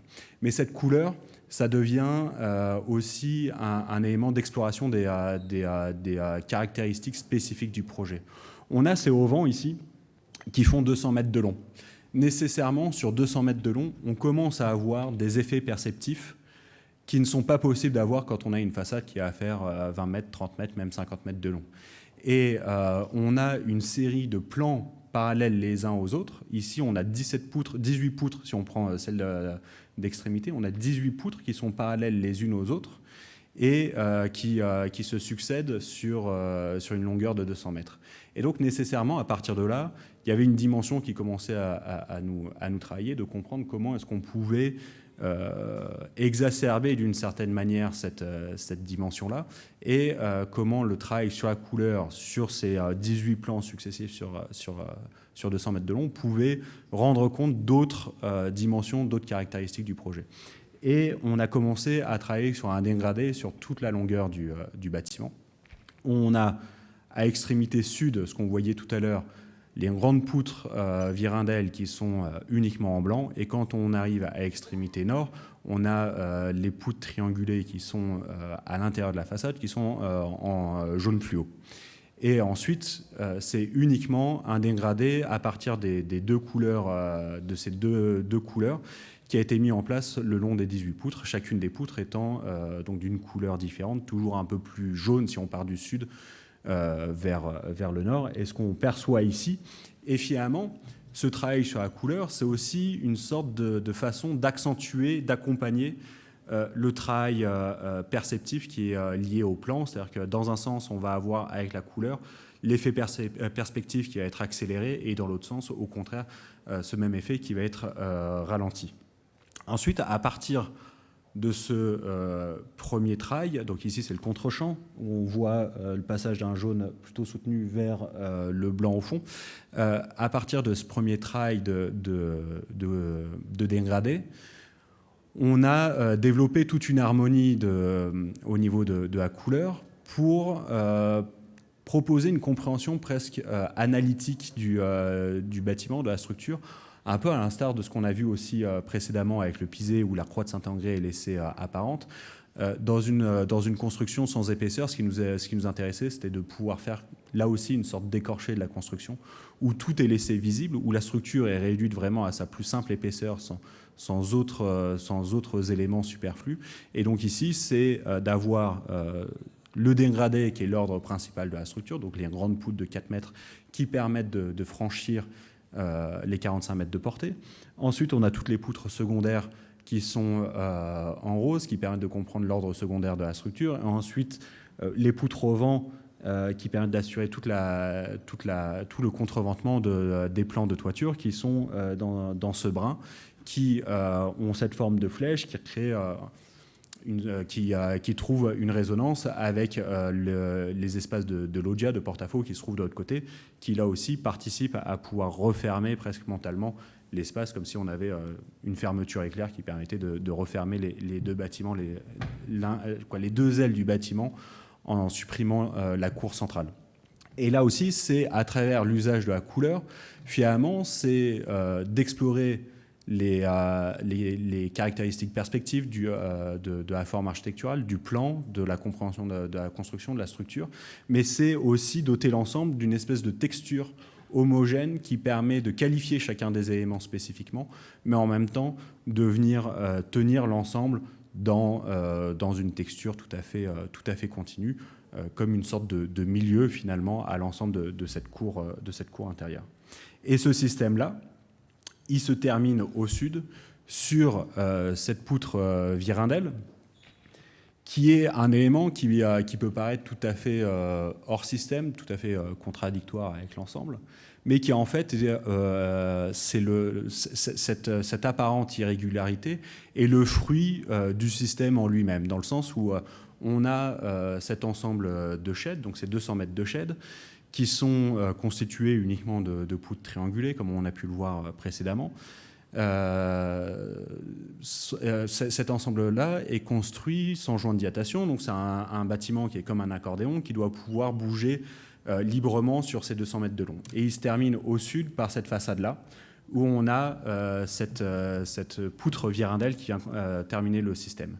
Nécessairement, pour assurer à la fois le libre mouvement du bâtiment sur ces 200 mètres de long, il faut imaginer que cette façade-là, elle doit pouvoir avoir la capacité de bouger entre 8 et 10 cm quasiment au moment où les mouvements sont les plus forts. Cette façade-là, elle ne pouvait pas être portée par une série de poteaux qui étaient fondés au sol et qui viendraient porter la poutre à extrémité, parce que nécessairement, on ne pourrait pas compenser ces déplacements extrêmement importants. On garde les deux pieds droits qui sont dans le plan de la façade, qui sont dans le système général de la structure de la toiture, mais on ne peut pas venir rajouter de poteaux dont le principe de mouvement, le principe structurel, serait complètement étranger au mouvement de la toiture. Donc, cette poutre-là, elle doit exister avec son propre système.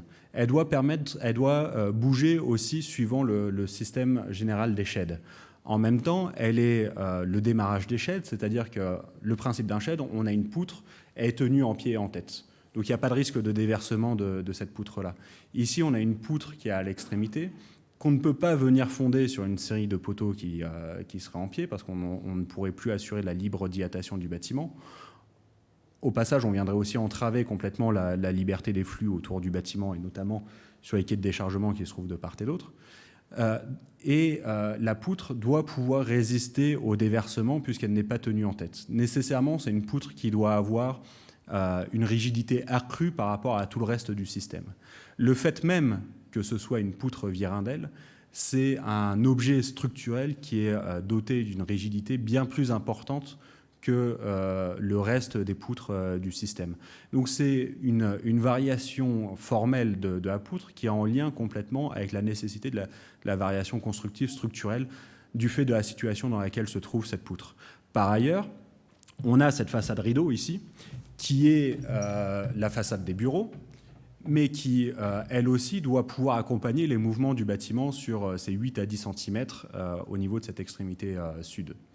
Donc nécessairement, ça veut dire que cette façade de bureau, elle ne peut pas appartenir à la structure des bureaux qui, eux, ont une structure qui est indépendante de celle des bâtiments, de la structure métallique générale. Et donc c'est une façade rideau qui est aussi entièrement suspendue à la virindelle. Ce qui fait que cette façade rideau passe aussi devant les pieds droits qui sont dans les façades, ce qui nous permet aussi de dissimuler complètement ces pieds droits et de donner l'impression que cette virindelle, c'est un élément qui semble être tout à fait inutile, complètement hors système par rapport au reste. On ne comprend pas très bien ce sur quoi ça porte parce que les pieds droits sont rendus complètement invisibles avec cette façade rideau qui passe devant. Mais pour autant, c'est complètement le fruit finalement du système. Cette apparente irrégularité ou en tout cas cette variation dans la forme, c'est le fruit complètement du système qui permet aussi d'adresser sur l'espace public principal, parce que c'est de ce côté-là que se fait l'accès principal à la plateforme logistique. C'est un moyen aussi d'adresser une façade publique, de faire en sorte qu'un bâtiment logistique, un bâtiment industriel puisse avoir une façade publique qui soit adressée à la ville et à la communauté à laquelle elle doit répondre.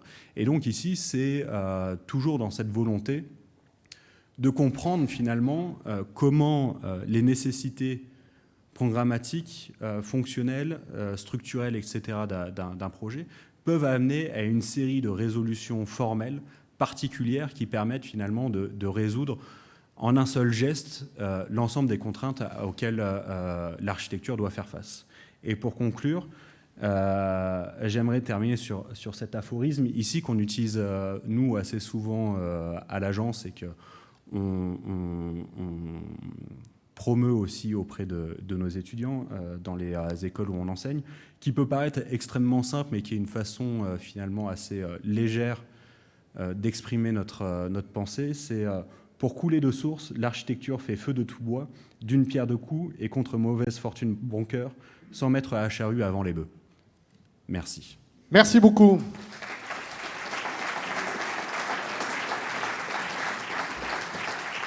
Vous restez avec nous, on a un petit quart d'heure, questions, réflexions, commentaires.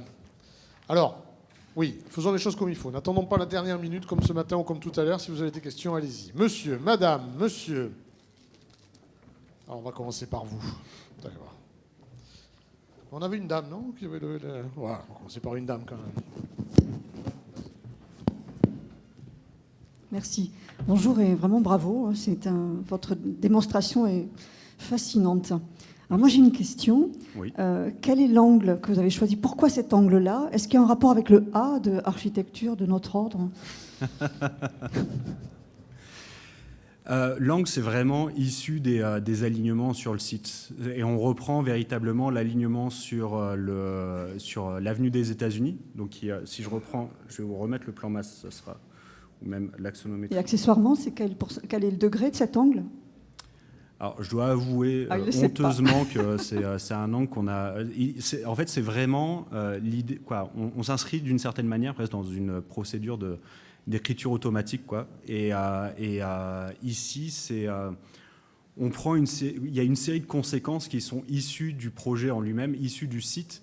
Et finalement, la mesure exacte de l'angle, c'est pas forcément l'élément qui nous a intéressés de prime abord, c'est véritablement la nécessité des alignements qu'on devait retrouver. Je comprends. Et le hasard de ces alignements vous a donné un angle. Exactement. Et finalement, qui est de combien? Et celui-ci, on ne l'a pas vérifié. Pardon. C'est pour ça que je l'avoue honteusement, on ne l'a pas mesuré. Voilà, c'était... Alors, merci. Allez, passez le micro à votre voisin, ça sera fait. Oui, simplement, oui, j'étais dubitatif au début, et puis je suis estomaqué à la fin. Ça m'appelle une réflexion, c'est comme dans la nature, lorsqu'on se met à observer un arbre ou un végétal ou un animal, on ne comprend pas pourquoi il a des ailes, des plumes et tout. Et puis, si on cherche à comprendre, il y a une fabuleuse logique de vie. Et ça m'appelle aussi un truc, à la banalité de nos regards sur l'architecture, sur le paysage. Lorsqu'à 130 à l'heure, on est projeté à l'entrée de Toulouse, qu'on voit une ribambelle de bâtiments, même des fois les plus modestes, on jette d'un regard lapidaire le confrère qui l'a réalisé. Il y a des architectures plus ou moins intelligentes, plus ou moins modestes, mais ça amène à la modestie du regard. Parce que lorsqu'on s'approche de toute la logique d'une construction, ça nous oblige à un respect de tous les confrères. Merci. En particulier de celui-là. Il y avait des questions par là devant. Alors, monsieur, juste là. Bonjour. J'ai une question simple. Est-ce que vous ne trouvez pas ça osé de comparer un bâtiment logistique au Parthénon, qui est quand même un monument à la gloire d'une civilisation qui met à son service les meilleurs savoir-faire, matériaux, artisanaux, artistiques d'une civilisation. Dit plus légèrement, est-ce que ça veut dire que vous pensez que la logistique est la nouvelle religion ? Alors, qu'il n'y ait pas de mégarde, je ne tiens pas à comparer notre bâtiment au Parthénon. Ce n'était pas l'objet de la démonstration, mais plutôt de tirer un enseignement de l'architecture antique grecque, en l'occurrence, puisque c'est surtout de la colonne dorique. Certes, je l'ai illustré avec le Parthénon, mais c'est sur la colonne dorique dont j'ai parlé surtout là, en introduction, et c'est de tirer les enseignements de l'apparente inutilité du temple grec et de comprendre comment finalement ils arrivent à transcender la dimension strictement prosaïque de la construction. Et je crois qu'on peut aujourd'hui très clairement oser regarder l'architecture grecque, par exemple, qui est effectivement une certaine forme de quintessence de l'architecture, en tout cas qui arrive à un niveau de clarté et de pureté constructive qui est remarquable, d'autant plus quand on va les visiter aujourd'hui où ils sont tous en ruine, où la colonne dorique apparaît dans sa plus stricte inutilité d'une certaine manière. Dans de nombreux cas, on n'a plus l'entablement, on n'a plus le fronton, donc c'est presque uniquement la sculpture qui ressort et plus sa dimension constructive. Mais en tout cas, je crois qu'on peut aujourd'hui, sans forcément porter un regard nostalgique, sans forcément porter un regard historiciste, tirer des enseignements de l'histoire de l'architecture, notamment de l'Antiquité, et d'essayer de comprendre pourquoi certaines choses nous intéressent plus que d'autres, et d'essayer de tirer les fils finalement de ces logiques-là. Et c'est plutôt ça qui m'intéresse dans l'évocation de cette colonne dorique. C'est pas de dire qu'on a fait une colonne dorique. À aucun moment on a mis des cannelures dans le projet, si ce n'est peut-être la façade ondulée, mais on la compare pas aux cannelures de la colonne dorique. Mais ce qui nous intéresse, c'est plutôt de comprendre les ressorts. L'apparente inutilité de la colonne dorique, c'est quand même quelque chose de merveilleux. Et l'architecture grecque, elle a cette dimension-là extrêmement merveilleuse d'avoir fait des bâtiments qui semblent parfaitement inutiles, mais qui pour autant sont absolument nécessaires, et qui sont composés d'éléments qui semblent tout à fait inutiles, comme la colonne dorique, et qui pour autant sont absolument nécessaires. Et c'est cette dimension-là qui nous a particulièrement intéressés. Après, et qui m'intéresse moi particulièrement quand j'évoque la colonne dorique à travers le Parthénon, et lorsque j'évoque aussi le rideau de Colas autour du poteau en béton de l'auditorium de la Kunsthal. Il n'y a aucune derrière velléité d'autocomparaison à ces deux bâtiments, ces deux constructions qui sont à mon sens aussi des chefs-d'œuvre de l'architecture, l'une comme l'autre pour des raisons différentes. Mais en tout cas, il n'y a pas de velléité d'autocomparaison sur ça, mais plutôt de comprendre qu'est-ce qui m'intéresse dans ces bâtiments, qu'est-ce qui me plaît, pourquoi est-ce que ça me plaît et quels enseignements je peux en tirer. Je pense que collectivement, on peut porter ces regards-là sans avoir un regard nostalgique et historiciste sur l'histoire de l'architecture. Mais au contraire, de toujours porter une sorte de regard dynamique du présent sur le passé, non pas pour réécrire l'histoire de l'architecture, mais pour toujours essayer de comprendre comment l'architecture, en fait, c'est au-delà d'un catalogue de formes, c'est une série de concepts opératoires. Et si on cherche à comprendre ces concepts opératoires, on peut aussi chercher à comprendre comment réengager ces concepts opératoires aujourd'hui. On a une question fondamentale qui nous est posée en ce moment, et on est collectivement tous engagés, qu'on le veuille ou non, dans ces enjeux-là, qui est celle du développement durable, par exemple. Est-ce que le développement durable, c'est une réponse qui doit être strictement technologique et faire des bâtiments durables, c'est une réponse de technologie embarquée dans des bâtiments, ou est-ce que c'est une réponse par la forme, par l'espace, par les outils qui sont propres à l'architecture? Je pense, personnellement, je pense que la solution se trouve plutôt dans la deuxième approche. Mais on ne part pas de rien, on part de la discipline architecturale. Et la discipline architecturale, elle a un nombre d'exemples à nous fournir sur lesquels on peut s'appuyer, parce que ces exemples-là, c'est plus que simplement une série de formes, c'est une série de concepts opératoires qu'on peut réactualiser aussi au regard des contraintes qui sont les nôtres aujourd'hui. Et c'est vraiment dans cette logique-là que je proposais cette introduction en regardant la colonne dorique et la Kunsthalle de Rotterdam. Après, sur la question de la logistique, de là à dire que c'est notre nouvelle religion, ça dépend à qui on demande. Si on demande à Amazon, très certainement, qu'ils nous diront que c'est la nouvelle religion. Quoi qu'il en soit, on s'est rendu compte, avec le confinement notamment, que la logistique urbaine, c'était quelque chose qui était absolument nécessaire. Pas uniquement pour s'acheter des CD sur Amazon ou des bouquins, mais aussi juste pour la nécessité de desservir la ville. Une ville, elle existe parce qu'elle a la logistique qui va de pair. Une ville sans logistique, qui est juste renfermée sur ses limites, c'est une ville qui finalement va dépérir. Et donc la logistique, c'est forcément un point crucial dans le fonctionnement d'une ville.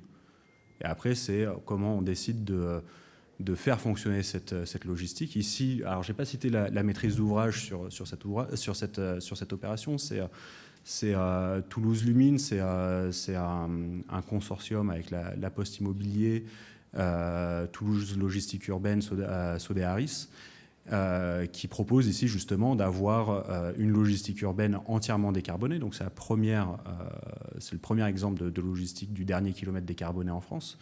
Et après, nous, en tant qu'architectes, c'est aussi la question de savoir quelle forme on veut donner à cette ambition aussi, finalement, de continuer à faire vivre la ville et de la doter d'outils qui soient performants et qui soient malgré tout résilients dans le contexte dans lequel on se situe nécessairement. Alors, je ne dis pas qu'on apporte toutes les réponses, mais en tout cas, on propose notre pierre à l'ouvrage.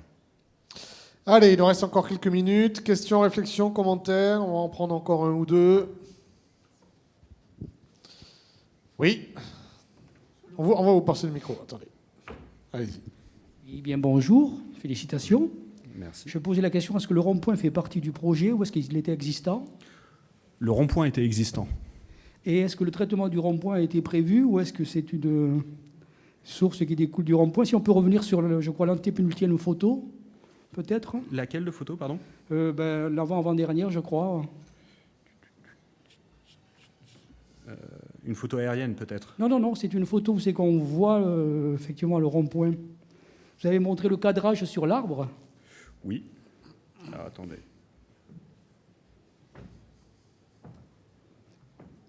Voilà. Et c'est la chromatique de ces arbres, donc ils sont situés, qui se retrouvent sur le bâtiment. Donc je vous posais la question, quelle était la peinture employée sur ces arbres au fond? C'est la peinture naturelle des feuilles, ça. Donc vous avez utilisé des couleurs naturelles. Bravo. Merci. Autre réflexion, question? Une fois. Deux fois. Ah! Attendez, moi vous amenez le micro. Levez-vous qu'on voit où vous êtes. Bonjour. J'ai une question sur le développement durable, justement. Est-ce qu'il y a aussi une réflexion sur photovoltaïque ou des choses comme ça? Sur les photos, en tout cas, on ne le voit pas. Oui, alors oui, on ne le voit pas parce qu'il n'y a pas de photovoltaïque en toiture, mais ça a été une réflexion. On a une production d'énergie renouvelable sur site via la cogénération, c'est-à-dire que les halles logistiques sont des espaces de travail, donc ce sont des espaces qui doivent être chauffés. Donc on a une chaudière gaz qui permet d'apporter, on va dire, 80% des apports en chauffe du bâtiment. Et ensuite, on a la cogénération qui permet de venir récupérer les déperditions de la chaudière et d'amener ensuite jusqu'à la couverture des besoins.